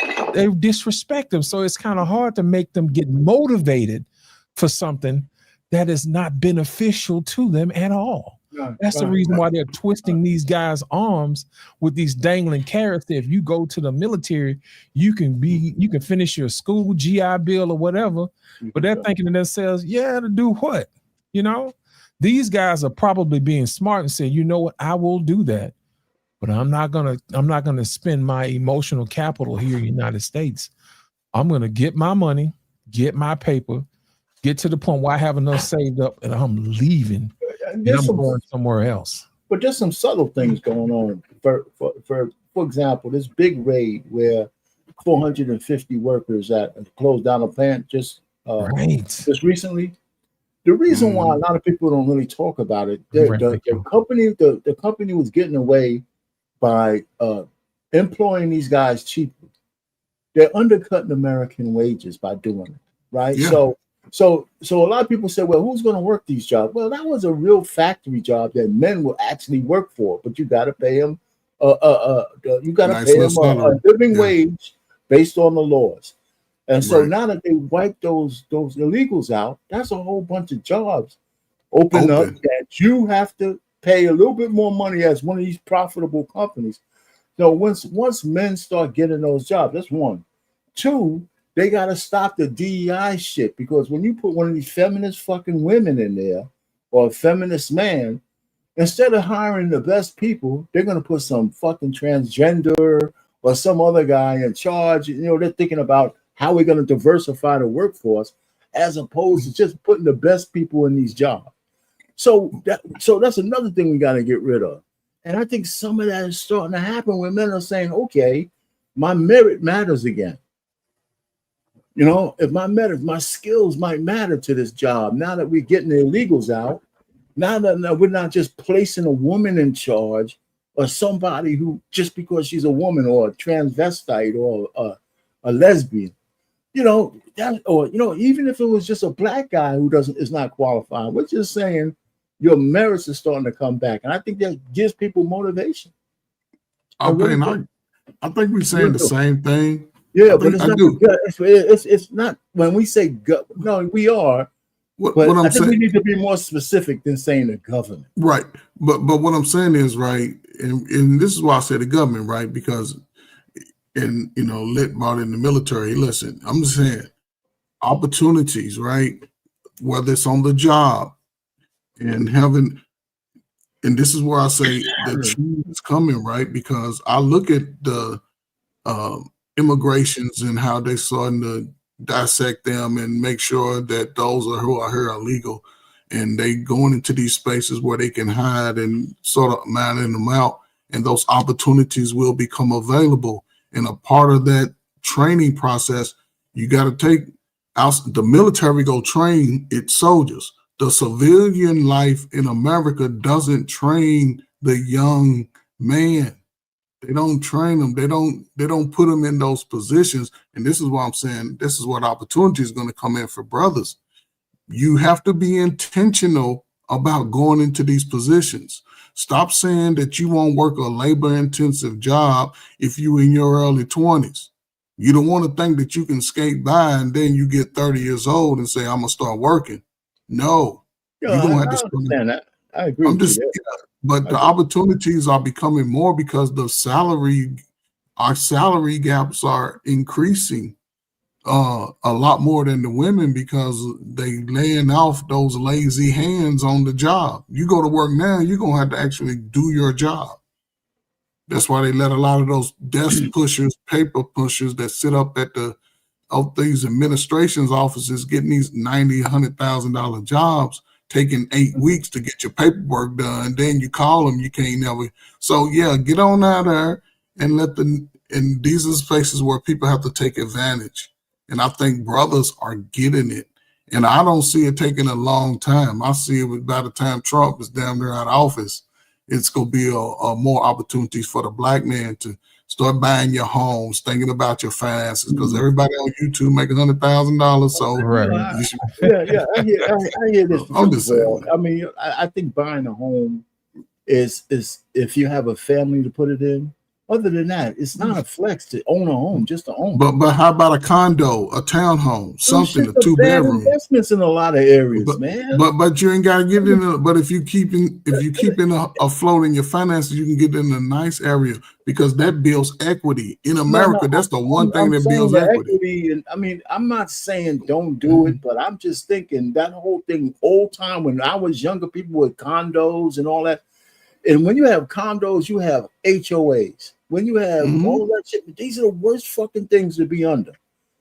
They're really. So what about neighborhoods with houses, though? Is all I'm saying. You have to get something. I would never let my daughters move into a neighborhood with an HOA. They don't have to move in a neighborhood like that. I wouldn't have to buy. That's what I'm saying. But listen, my daughters, I told them, don't buy no goddamn house unless you get fucking married. Yeah. Why? But I'm talking about a man. So what men don't listen. If I'm rich, I'll buy a house. But I'm not saying don't. But it's got to be if it's a house you're living in, and you're not making money off that house, it's a liability. Coach Ferg, look at it this way. These young guys are hip to the game. You know what I'm saying? When you buy a home, that's technically a liability. The only person who wants you to buy a house is the bank. And what happens is if you take that money, like most of these guys are doing, if they don't have families, they're going to be basically digital nomads. They can move wherever they want to. But you know what they're doing with that money? They're putting it in the stock market, and it's outpacing whatever it is that they were going to get, or the interest, or whatever it is on their mortgages. The guys are smart. If you don't have a family, let that money work for you. Right. Now, if you're going to buy a property, don't live in it. If it's an investment property, income. So investment property, that's a different conversation. Right. Well, okay, so hold on. Tell me, this is my understanding, right? Most of these dudes, whether living in an apartment, pay damn near $3,000 a month for a 1-2 bedroom, when you can get you a 2. I'm just saying, because you can always sell it too. Get you a 2-bedroom house. Words that are not true. You can always sell it, but you can't always sell it for the price that it's worth. To be honest, Trey Ferg, it's actually cheaper to live in a hotel than it is to buy a house now, if you add it up. Listen, I mean, I hear you got this whole notion that home ownership.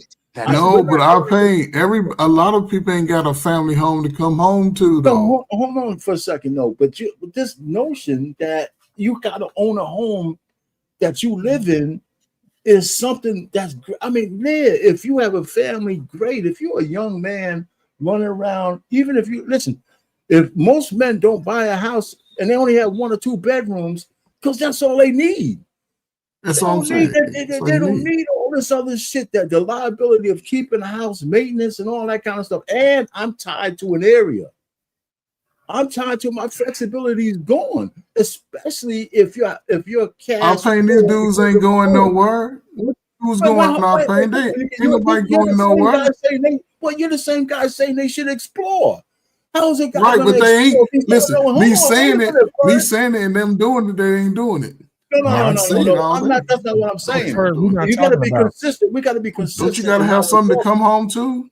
I Who they think coming Not to home come home to? to a house. we're not No, talking who about are they empty who now. are they coming home to though? That's the problem. That's what I'm saying. They coming home So to themselves, right? why would you build a house for somebody to come home to and it's empty? Wait a minute. You know what I'm saying? But I mean, if they're renting it out, if they're making money off of the house, I agree with you. But if I'm 22, 25, listen, women buy houses and as a flex, and now we're seeing them all most of them losing their homes because they don't take into account the real cost of owning a home. And here's another thing: the fucking women don't understand when they flexing. I got a home. I bought a home by 23 years old. There's 100 windows on the first floor, and there's noises outside, and it's just them in the corner room somewhere, with all the doors locked because they're scared as hell at night because they're there by themselves with 1,000 fucking windows, and everybody knows the lock on your door is just a placebo. Right. I mean, come on. I mean, listen. My daughter was when she's starting to travel a little bit, and she stayed at a what you call it, the damn extended stay. No, she stayed in the Airbnb. Oh yeah. I said, no, don't fucking stay in no Airbnb as a single woman. Stay in a hotel. There's some security there. There's people there. People scam on Airbnb. They got fucking cameras everywhere. Maybe in some of these Airbnbs, you got to stay where somebody knows where you are. You check in and all that kind of stuff. She actually got cameras, Yeah, so I said, don't stay in an area where you can't be isolated like that. So I'm just saying it's not a flex. I mean, I bought a house because I was married. And my kids wanted to, and we didn't start in the house. We started in an apartment with the squirrels falling down through the goddamn roof. Because they had a hole in the ceiling. So I'm just trying to say, I'm not saying you're wrong. I must just end it here. Yeah, buying a house as an investment is a good thing, but if you're just buying it for yourself and you don't have really filling it with a family, it's just a liability. It really is. But again, I wouldn't give this advice to a female, a woman at all. I wouldn't give it to a man either. Listen, and this is what I tell my son, right? Because he's a truck driver, right? Right. And he's like, I'm gonna get my own place. I said, I want you to do your research and see how much it costs for you to get a mortgage and you to get pay rent, right? Over time, even if it's a couple years. Because I said, if you know you're not gonna be there that much, so your utility, you can cut costs a certain way. But I'm saying this thing about 3 or 4 years, you can sell it if you don't want it. And you can still gain something, but you don't want to go. I'm looking at him. I don't want him to be paying 10 years into an apartment because he's going to be pretty much in the location where he's at for a while unless something drastic happens. But then he can rent it out, use it as an Airbnb with that. But as far as when he gets off the road, he said he wants to be in his own space. So I'm like, okay, this is the best way. And because not all neighborhoods are bad and the prices fluctuate with homes. Sometimes it's pretty much the seller. It's been fluctuating as far as whose season it is, but he's doing his research and he's like, okay, based on what he would pay, he believes that he would probably come out better with owning his own piece. And then 4 or 5 years, because tax. I hear you, but did you add? Is he just looking at the mortgage, or is he looking at everything it costs to have a home? He's looking at everything that it costs. Because I talked to him about everything that it costs. So, he got to cut grass and clean the leaves out the roof. But what I'm saying, I'm just saying, you got the maintenance, you got the security of it. You got to make sure that all the bolts is tight. You got to make sure all that. You know, Yeah. if I may, And he's only going to be there like because he's on. If he's a truck driver, he's going to live. He's going to go to sleep there. What, twice a month? you know what? If I 2 or may, 3 times, maybe about 10 days at the most. So he's going to come home and find some squatters there. It's going to take him 6 years to get them out. you know what? Let me explain something to you. If I may, somebody who's worked in the banking industry for the past 20 years, Go ahead. and somebody who's worked in the banking industry for the past 20 years in finance. So let me explain something to you. What's the average cost of interest rate on the mortgage? About what, 6%? Yeah, about 6% right Now you now. can get it to 2%, whatever. Okay. My thing is this. What's the average what's the average return on the S&P 500? About what, 10%? Something like that. Time? Okay. That's generous. That's it's real. Let's say 10%. That's realistic. Okay. Right. Now think about the money that you're pouring into a house. You're paying interest at what, 6%. You know what I'm saying? That's money that you're paying someone else. Versus if you had that money being put into an account and it's actually being compounded at 10% versus 6% going the other way. How much more house and money would you have for retirement, and the type of house you have if you let that money continue to compound over time versus having that 6% out of your pocket?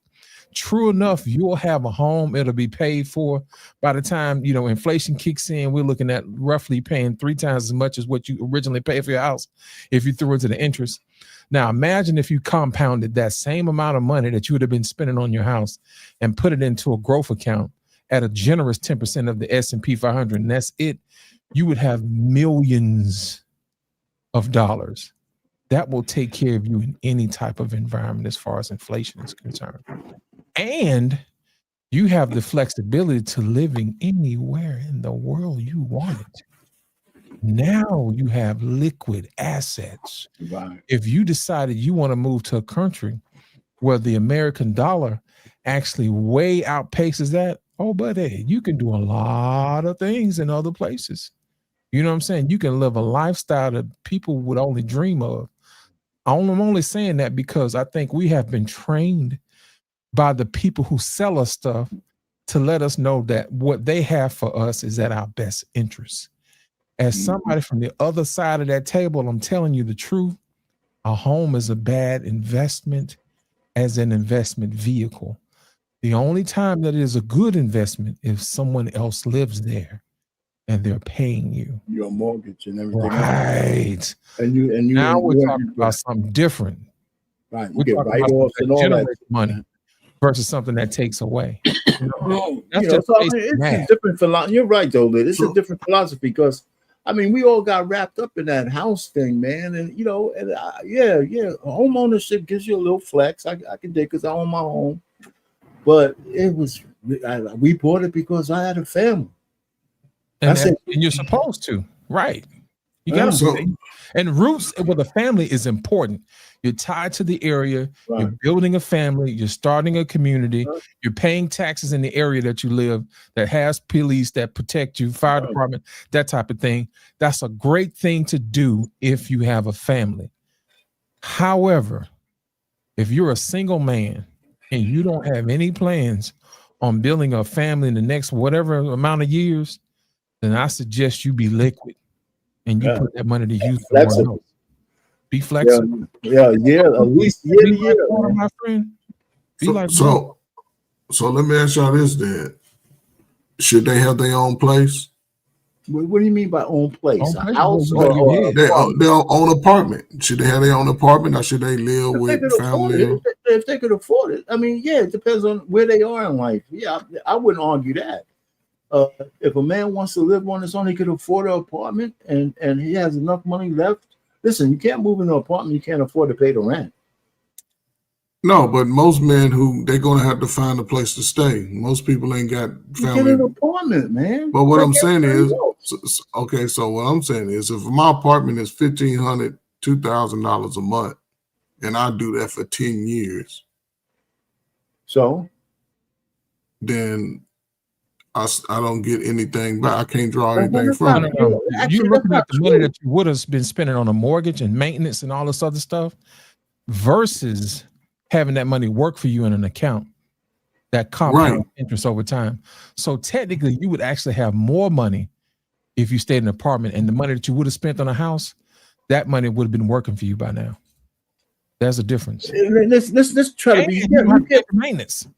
But that's right. But rents today are just as much as comparable, though, man. If you could find an apartment, let's just say $2,000, you could still find a decent apartment, even in New Jersey for $2,000. Okay, your mortgage in your house nowadays, if you bought a house, it's going to be mortgage and insurance and maintenance. It's going to be more than $2,000 a month. It's going to be more like, you probably be shelling out $3,500 a month. Some for the mortgage, for the insurance. And you're talking about for a new home? Well, it's a home, new or not. You're still going to have to insure it. And if but that's usually in the payment. What? Say what? So, that's usually in the payment. I mean, no. Should be one payment. What I'm saying is, you're not getting all that for $2,000. But you're not maybe not, you ain't gonna get it in New York. It ain't happening. No, I'm not talking about New York. Let's just talk about average. Just where you are. I'm in New Jersey. My daughter has an apartment, and it's a nice area, right? For $1,800 a month. It includes certain things. She's not going to be able to buy a house and pay $1,800 a month. She's just not. It's just impossible for that. And well, I don't even know what in New Jersey the houses go. Let's just say, being generous, $400,000. All right, so I'm saying she's living somewhere with her a couple of, she got a 1-bedroom, a full kitchen, and all this other shit because she's by herself right now, right? And she still could do that, and she invests the money in her 401k, in her Roth IRA, in her brokerage account, right? And she's getting matching, and she's could pay all her bills and have some left over, even in investments. She's not doing that with a house. If she bought a house, she's not going to be able to do that. You know what I'm paying? I don't think people and they understand the cost. I don't think they understand the cost. You know what I'm saying? Here's my thing. What people don't realize is that if you look at the history of the housing market has outpaced wages significantly, and I'll tell you why. The average raise that most people get is a funky little 2%, 2 to 3%. 3%. Okay. Now look at it this way: if the housing market increases 5, 6, 7, 8, 9% over time, it's not going to take a rocket scientist to find out that you're going to outprice people in homes versus relative to their wages. Now, for some reason, rent has competition because people can get up and move and go where it's cheaper. Mm-hmm. If you locked into a mortgage or whatever, and then guess what? These people say, you know what? We appreciate you living here in our nice county. And you know what? For that, you have increased the value of your home, and we're going to increase your taxes.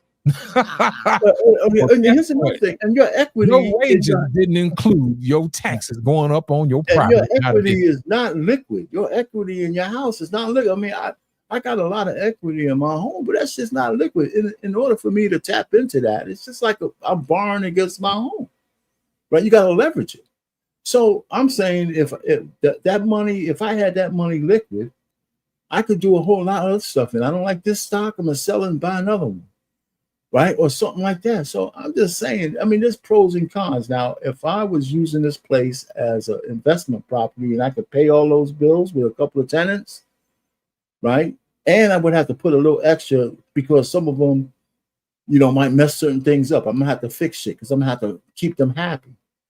All right. But I know, so there's pros and cons, but I know the old trope about renting, you're just wasting money. No, you're not wasting money.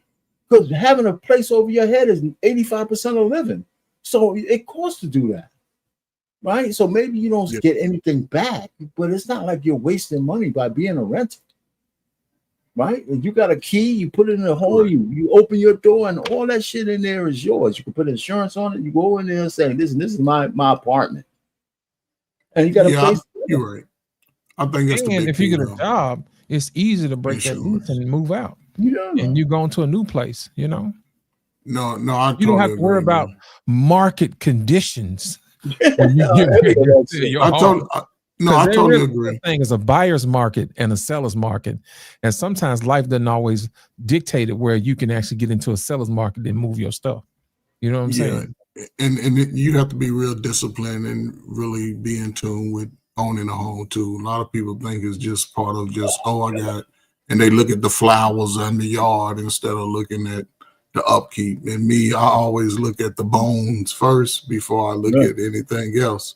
So, and that's why I'm looking at it from my lens. But I totally agree with Well, that. you a handyman, right? Yeah, and that's what I be looking at it as. Like What's that, I'm the broken thinking, like, window theory? What's the broken, yeah, the broken window thing? You what let is one it? window go, and then all of a sudden, How many handy women do you know? No, and yeah, that's what I'm saying. I look at it from that lens when I look at it like he can just, fix it up. I mean, but you ain't yeah. doing that and being a CDL guy. Yeah, for sure. He be on his own. So let me tell you something, Coach Ferg. One of my favorite stories in life was my mom used to sit us down. We used to read us bedtime stories, and my favorite story was Jack and the Beanstalk. You know what I'm saying? You know why? The best part of that story was when the guy sold Jack them damn magic beans. You know what I'm saying? Here, Jack, here's these magic beans. And he went home. His mom was like, boy, you bought some damn beans. You know what I'm saying? You just spent all my money on some damn beans. You know what I'm saying? And I think that's what happened when we go to get these houses and stuff like that. We go to the bank and they sell us a damn magic bean. You know what I mean? And we don't know what type of mess we finna get into until it's too late. Then we got to climb the beanstalk and we fighting giants. We fighting for our lives, to come back to earth later on after we had all these adventures. And I think that's exactly what happens when a guy buys a home. He buys magic beans, you know what I'm saying? In the hopes of having something that's magical. You know what I'm saying? We got to make sure that we have something good on the other end of the beanstalk. And generally it's something bad. When somebody else is selling you something and it's a good idea, the first thing you should be asking yourself, how come you don't want to keep it if it's so good? You gotta start asking them questions, man. My dad was telling us, you don't want to, go to no girl and she just give it to you. You know what I'm saying? How valuable is that? And she just give it to you. It ain't worth keeping if they're just giving it to you. If she make you work for it, then hey, they'll let you know that thing ain't been beat up and abused up and roughed up. You know what I'm saying? It's worth keeping. You know what I'm saying? I'm just saying. He ain't tell me to build my house on 20 in the front and 40 in the back. No, sir. You see what I'm saying? That's all I'm saying. Sometimes you got to be leery of the man who's selling you his shirt off his back. That's all. I do want to do some advertisement real quick, right? Well, go ahead. Go ahead, Coach. So I do have a property on the National Monument, right? In Chicago. So if y'all ever want to come up to Chicago starting next spring by March, April, well, I got a tenant in there, I do got that. And then all right. So there you go. Her lease will be up. Now you're talking. We're gonna do it. We're gonna try Airbnb because by being on the Pullman National Monument, people come from around the world every week over, right? And they look for places to stay because they want to stay on that type of property. Right. And so yeah, we're gonna try that, see how it works. But I'm like 4.5 hours away from the property, so got to find somebody to sort of, keep it right and everything, come over. But it's a nice little property, man. It's in a perfect spot, man. Everything's brand new. You said what area is it? Pullman National Monument inside of Chicago. President Obama named the National Monument because y'all heard of the Pullman Porters, right? Yes. Right. Yes. So their story is one of the most unique stories untold in American history. Their story's deep. I'm telling you. Tracks down, you know what I'm saying? No, they what they did, the Pullman Porters serviced the people on the trains, right? That's right. So Mr. Pullman, real quick, it's a crazy story. Mr. Pullman, white man, had he might have been I think his wife cheated on him because his sons, but just the backstory, he only hired former slaves. He built luxury rail cars, right? Right. And he would put his luxury trains on the trains that travel the country for important people, and it was a plush interior, leathers. So he had like 1 or 2 cars, and he only hired former slaves, right? These former slaves couldn't live on the property, but they could live anywhere in the country that the train system traveled. Right. They was up New York, as far as the train went out west, and they would pass a lot of information because all the big people traveled on the trains, and they would be right there. So at one point he employed 20,000 people. More than 50% of them were African Americans. Wow. Those people, we're talking 1865, early 19. Those people averaged $80,000 a year.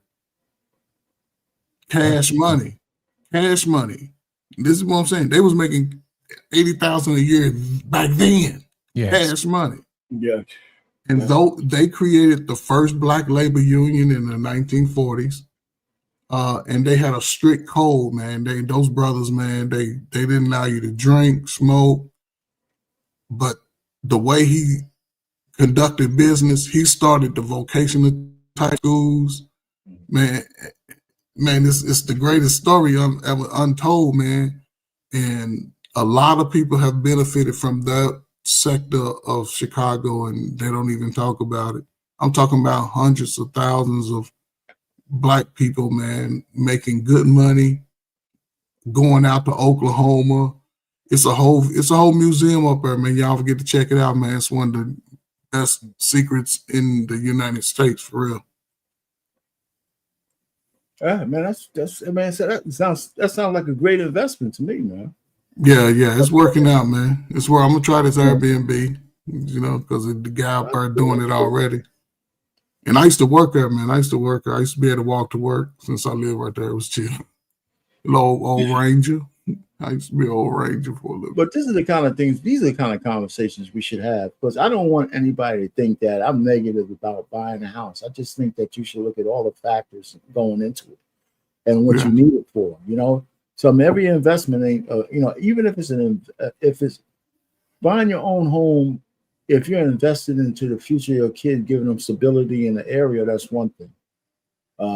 But as if you're going to buy it to rent it out or make it into an Airbnb, that's another kind of investment, Or like me, I like my shit and I stumbled upon this. I have 2 ETNs, electronic trading notes, one for oil and one for silver. Do you guys know that? And I want to show you. Let me just share this for a second. I want to show you one thing, if I can. It's not a video. It's just this. See this?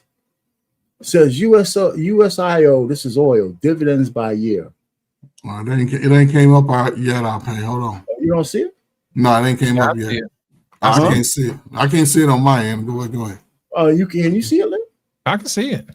Well, what do you mean you can't see it on your end? All right, there it is. I got it. All right. So a little bit delay. Here's what I want to just tell you real quick. It says dividends by year. So it's only 8 months in this year so far. But look at how much money this pays per share over the course of the year. Can you imagine getting $35 a share on an investment? So if you had 100 shares of this, and oil right now is at $50, 50, even if it was 60, right? 100 shares was at $6,000. I think it was a little higher when it was this high. But right now, let's just say this year, this August, $10 per share. And it's a world market, right? Oil ain't going, it's going to go up and down. But if you're making $10, or by the end of the year, it'll be more like $12 or $13. You're getting $1 per share almost every month on an average. If you had 1,000 shares, 500 shares, you're getting $500 a month on that. And if that investment, costs you $25,000 or something like that over course, it's a lot of percentage return. You buying a money printer. That's basically what you're doing. Right. It's printing money in your pocket. And I have a buddy who he likes to do CDs, right? They offer him 4%. Pins. So he'll buy a CD that he gets locked in for a year, right? At 4 to 6%. It's guaranteed, no risk, right? So they'll pay him, he'll put $10,000 CD. He'll get what's that? $400 back. $400. And I'm saying take that 10 grand or 20 grand, buy this shit, man. And every month they're gonna pay you a dividend. That, and if over the course of the year, I mean, this is the chart from 2017 to 225. Look how much money. What it is, 70. I can't imagine getting $77 a share on the course of the year. I don't know how much the oil might have been. The oil was up there. I don't know how much oil. Yeah, oil was high, man. Oil's always in play, man. Oil is always in play. But what I'm saying is, you know, like I said, you're going to be in the black. Trust me. Even with the price fluctuating, when you're getting this kind of return, you're going to be in the black. You know, so and the silver does the same thing. Now, silver's kind of on the tear a little bit because it's undervalued because they're playing the market. Silver should be at least $200 a share. Yeah, they manipulating silver. They're manipulating the hell out of silver, and it's starting to move. But the ETN for silver is SLVO, and it's the same thing. You know, I wait like the second week or a month, and they come out with the new dividend, and silver was paying like 3 or 4 times this year, $2 a share. $2 dividend a share. I'm saying, man, that shit is great. But you can't do dividend reinvestment. It just pulls you cash. But these are the kind of things you can do when your money's liquid. Now, imagine if you messed around and you got dividend reinvestment and you basically forget about that money and let it do its thing. You know what I'm saying? Yeah, most of the compound interest is amazing. Yes. No, me and the wife sort of did that when we first got married. We took like $4 and put it in a penny stock and it cashed out. Yeah, that's it cashed out. That's fun, man. Ain't it fun, Coach Ferg? When that thing gets rolling, ain't that thing fun? When I seen the numbers, I said I'm gonna sleep a little longer. You know, I'm gonna sit there. I'm officially gonna be retired. Like it's over. Once I seen it, it cashed out just this year. Probably was around about June. We got the letter in the mail, and I was like, she was like, "You remember?" I was like, "That little $4 paid like that." Vanguard. Oh yeah, paid, man. Oh yeah, it paid too. You know, remind me of remember Forrest Gump. You know, so I invested at a little fruit cop now. Yeah. Turned out to be Apple. You know, next thing you know, he rich. Yeah, that dude was funny. You know. Yeah, that's what this fruit company that they showed the Apple side. Right. Or how about the shirt when the guy fell down? He said, "Oh, you stepped in some shit." He had the shirt with the smiley face. Yeah, that shit was funny, man. He said, "Yeah, oh shit, look at that." Guy becomes rich on the smiley face shirt. Right. Yeah, man. But see, my thing is when you're liquid, like when me and Arpain was talking about, you have money to invest in opportunities like that. You'll be able to invest in companies who have a future like Amazon, Google. You know, Shaq was probably one of Google's greatest investors when they first got started. And could you imagine? I had a chance at all. Oh my God. The amount of money I saw that Google at $90. Golly, man. Shoot. It was at $90. What'd you say, 90 or 9? Oh, Shaq got in when they first got started. I'm talking about me. I had a chance to buy Google at $90, man. He could have got you about 5 or 6 of them, man. Listen, man, there's so many companies I could have just bought $1,000. I could have just bought $1,000 instead of chasing the women, just $1,000 of this. I had Netflix when it was like $18, $20 or some shit. Like it's like $1,200 now. See how pain, but you see how listen, even though we think that we got it right, see how fear sometimes just keep us from just taking a chance on ourselves. It wasn't fair. It was yes, it was because you could have did it. It was fair, I think. I had $100 worth of Bitcoin when it was like $12 a share. You know what I'm saying? Oh and now it's like 110 now. You know, 120. You know, I'm thinking about that right now, man. I could have had me a Lambo by now. You know what I'm saying? I had a buddy of mine. He was telling me about Bitcoin, and like it was 2016. Yeah, man. He was talking about big. I couldn't understand it, and you know what bothers me about that? Because I look back and all the dumb shit I put my money in, and I had no understanding about it. Why all of a sudden now I want to know every goddamn detail? You know what I'm saying? I tend to just say, okay, man, give me I got $1,000. Let me buy a few of these damn things. All right. Don't think about it. It was a guy, man, who had bought a pizza with I think like 100 and some odd Bitcoin back in the day. I think it was like a $6, $12 pizza, something like that. I know he kicking himself in the butt now.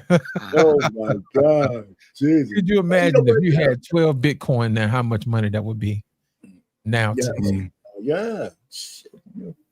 Well, I ain't never got into it. Listen, man. You got to live and learn, man. I have a stock though, man.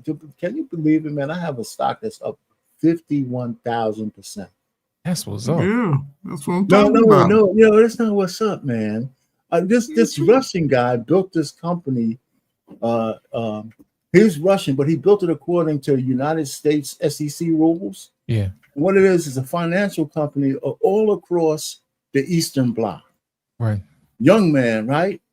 And he bought a shell, a penny shell, right? And he did a reverse split. And in the penny market, everybody says that's the worst thing in the world.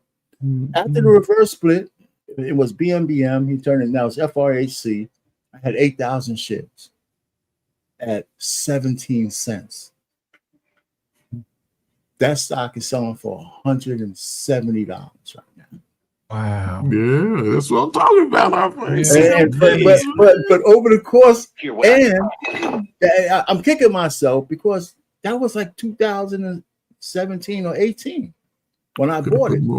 But I sold some of it out, and I did this. So I still have a representative sample in my portfolio just to remind me of how much of an ass I was. Because right now, man, so it wasn't number fair. Our pain, it wasn't number fair, man. It was financial fair, man. We all go through it, man. We got that. We want to do it, but we want to hold on to that little piece of money. Like, man, what if it don't? Well, it was some of it was necessity because I was like, but still, man, I should have still had 1,000 shares. I should have just said, no matter what's going on, keep it in there. Yeah, keep it in there. But see, you got scared when you hear about the market and the the market fluctuations never scare me. Right. I was just, why can't you just let me be stupid? I was stupid. No, man, you weren't stupid, man. You was scared. I'll say scared. You say stupidity outpaces fear. That's called stupid tax. It was just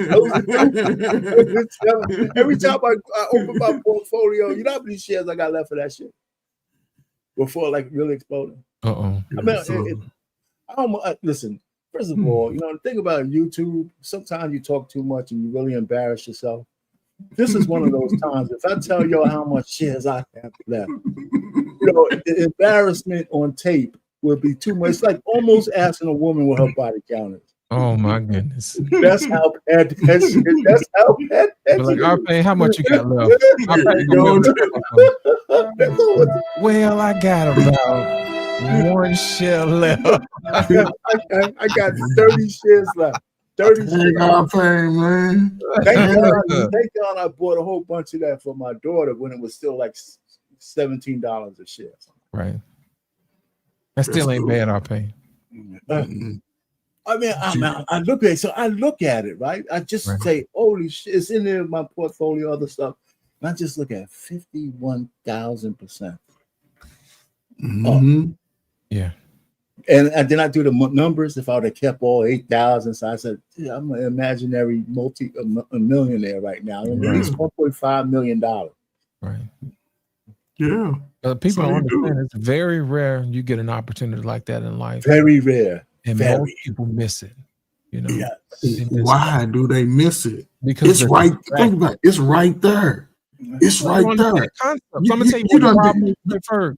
We too busy on the internet worrying about doggone body counts. Instead of investing our money into some stuff in the future, understand the concepts. That's why. Oh man. That's why. What prevents us from pulling the trigger or moving too fast? Well, we because understand the concepts. Our pain, you did everything in life the right way. You worked hard. I'm saying you worked hard for stuff. Okay. You didn't walk around with your hand out. You took responsibility. You raised your family right, and even in those opportunities, right, it just be a little fear kicking in, man. Like, you keep using the word. It wasn't fair. Yes. How come I can't use the word? What's the fear coming? I mean, Because what would we be the fear of the unknown of what the worst could happen. Because you think about it, you already had it. You was already in the game. You was pulling out like, oh shit. Yeah, but that's not fair. Well, fair to make me sell it. Ain't nothing wrong with profit taking. I took some profits, but I didn't have no idea that this shit would keep. It's getting ready to pop over $200 soon too, I think. But the point really, it wasn't fair that made me sell it. Okay, it wasn't fair. It was greed, like, you know what I'm saying. It was a little bit of and it was a little greed bit is of good. You're right, you're right. A bit of necessity. Okay, I get it. If it's a necessity, take it. Yeah, I would have took it too, I'm just messing with you. Because if I'd have looked over and seen that over and I needed it, let me go get it. Exactly. Well, here's the thing. That's the whole point about being liquid. When you got money that's making money, you forget about money sometimes and let it do what it do. You know, we got to get to that point instead of other people tell us how good what they got selling us is good, when we could be taking that money and doing what we need to do with it. You know, they all call me up in the family now too, because like some of my younger cousins, they're in their 40s, and I said, listen, you guys, let's use 65 as a retirement age. Everybody else does. I said, you still have time to correct whatever your ills are, right? Yes. So one of my cousins, I told her, I said, listen, she's got a nice stuff, she's got a pension, a 401k plan. I said, you need another leg. I said, you need one more leg. Just open yourself a Roth IRA, and we're going to put some dividend. We're going to get you some dividend stocks. And Roth IRA is the greatest thing in the world. I don't know why I didn't do it, because when you start cashing out tax-free, and there's no required mandatory minimums, like it is with a traditional IRA, and you hit a certain age, they're going to make you. So I said, listen, if you want to make another extra grand when you're around 65, you can do a little, it depends on how much I said, for $1,000 and a couple of stocks on a dividend reinvestment plan, 17 years from now, you're going to be taking more than $1,000 a month out of this thing, tax free. Just leave it alone. Just do it. And she listened. And so everybody else is calling me now. I said, well, let's see what y'all do. Hey, I need you to hook me up. Give me some of that portfolio you got. You know what I'm saying? Show me how I can make some money. They up there telling our pain, can you help me out? Can you show me the money? You know what I'm saying? Show me the money, man. Listen, I wish somebody would have pulled my coat, man. Or at least I would have. I hope maybe somebody did pull my coat, but I was a little older and I didn't listen as well. It'd be like that sometimes, our pain. I didn't listen as well, man. Shit. It'd be like that. Yeah. Well, my thing is, gentlemen, it has been a fantastic show. All right, man. As always, I enjoy y'all, man. The barbershop is where it's at, man. I don't know about y'all, man, but I look forward to coming in and chopping it up with you guys. It seems like every time we link up, man, we always learn something new. There's always a different concept. You know what I'm saying? I do appreciate that. And I'm pretty sure Black Man ready for us to wrap this thing up. He clearing out stuff in the background. You know what I mean? Y'all got any words of wisdom, man, before we get up out of here, man? Yeah, I do real quick, man. See, the fact that we're talking about something other than just the women, that makes me happy, man, because what else is there really to say? Right. Other than, if we have some ladies up here and have some real good discussions, the one thing I am doing is I'm seeking out women on these platforms, whether it's TikTok, YouTube, or anything else, who have some sense. And I'm finding that there's more and more of them cropping up. Right. Just a Girl Talk. Crimson Cure had Take Heed was on Crimson Cure the other day. Just Shay Sade. Right. Brittany Golden. Capri, just a lot of other ladies. What's that? Capri something on TikTok. There's a couple of ladies. Just more and more. There's a white lady on there who's really gets after them. I forgot her name. She's a blonde, man. Every so often she's pretty. You might see if you. I forgot exactly what you're talking about. Yeah, Miss. Anyway, man. So that's it, man. So there's more and more ladies cropping up and saying this foolery has to stop. And even if it doesn't, a lot of ladies are gonna get left behind. It's just gonna get left behind. Absolutely. Absolutely. Trey Ferg. Oh yeah, Reva. Somebody just said Yeah, Reva. Reba. Oh yeah. Reba. Listen, man. I love me some Reba. Yeah, Reva's cool. Yeah. Come on. They're cropping up, man. They are cropping up. So Yes. so there's hope out there. And the brothers though, so a lot more brothers are starting to say, you know what? Yeah, it's time to stop belly aching. Yeah. I haven't been on a red pill rage podcast in a very long time. Right. A lot of guys are getting over their red pill rage and moving on to the next step. Right. Get over that shit, man. And move on. Coach Ferg, any words? Well, thank you, Arpain. Appreciate it. Yeah. No, man, great show, man. Listen, man, that's why I like coming over here and chopping it up with some people with some sense, man, every now and then. And Fridays, as always, I seem to find that space. So, yeah, salute to BMU and y'all too, man. I appreciate y'all, you know what I'm saying, just listening to my rhetoric. But, just being a person that's worked it in the field with a lot of young adults, man, a lot of young people, man. I'm glad to see that the young men are starting to move a little different, man. I'm glad to see that they start taking control. And yes, in one sense, you say get married, and in another, you're like, man, go see the world. I'm saying, really, man, do it all. Do it all. Don't limit yourself. Go see it. So when you get to that space, it may take 10, 15, 20 years because you see what America provides. You see what America is. So you just got to make your decision. But just do things righteously.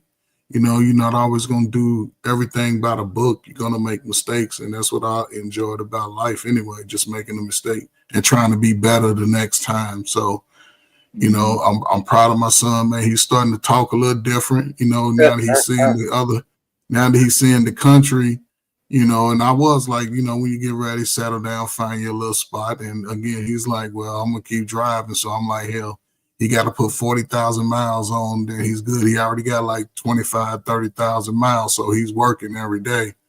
And I'm hearing, listening to his conversation. So, man, I'm going to push improvement for everybody, man, regardless of the age, man. We all here. We still need each other. And I think we'll be all right in the long run, man. I'm just trying to get out the way. 22, 23? 22 as of January. He'll be 23. He's meeting people across the country, man. Yes, and he has a good mentor, one of those good mentors in them early 30s, a family man, you know what I'm saying? Yeah. So I'm like, man, listen to him and tell him every time he says something that I say, remind him, like my daddy used to say the same thing. Yes, because it ain't just me. You can do it. Yeah. So, salute to everybody, man. Yeah, there you go. Yeah, I'm going to wrap this thing up, man. Every man needs a good woman. You know what I mean?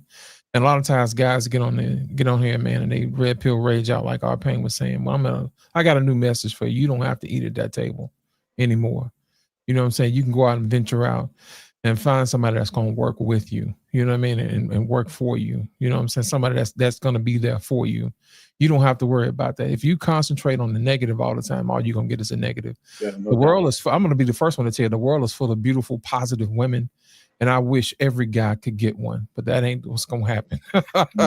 You're going to have to earn what you get. But I'm here to tell you, when you do get it, it's going to be worth it. You know what I'm saying? That type of thing. So make sure you get a lot of mentors around you. Make sure you have somebody who has better eyesight than you. You know what I mean? Because sometimes we get wrapped up in our emotions of, I finally got me one. But now it's time to test and show and prove. You know what I mean? Is this somebody that's going to stand the test of time? Absolutely. And with that, you're going to need wisdom, from guys like Arpain, Coach Ferg, and definitely Jeff. We appreciate him coming out. I know he's probably watching. Jeff, I didn't want you to think we forgot about you, man, because you kicked that thing off the way it need to be. And we appreciate it. And last but not least, I'm going to thank Black Man and Filter for allowing us to come up here on a Friday night and let these old men rant and display this wisdom, you know what I'm saying, that's really needed in the community.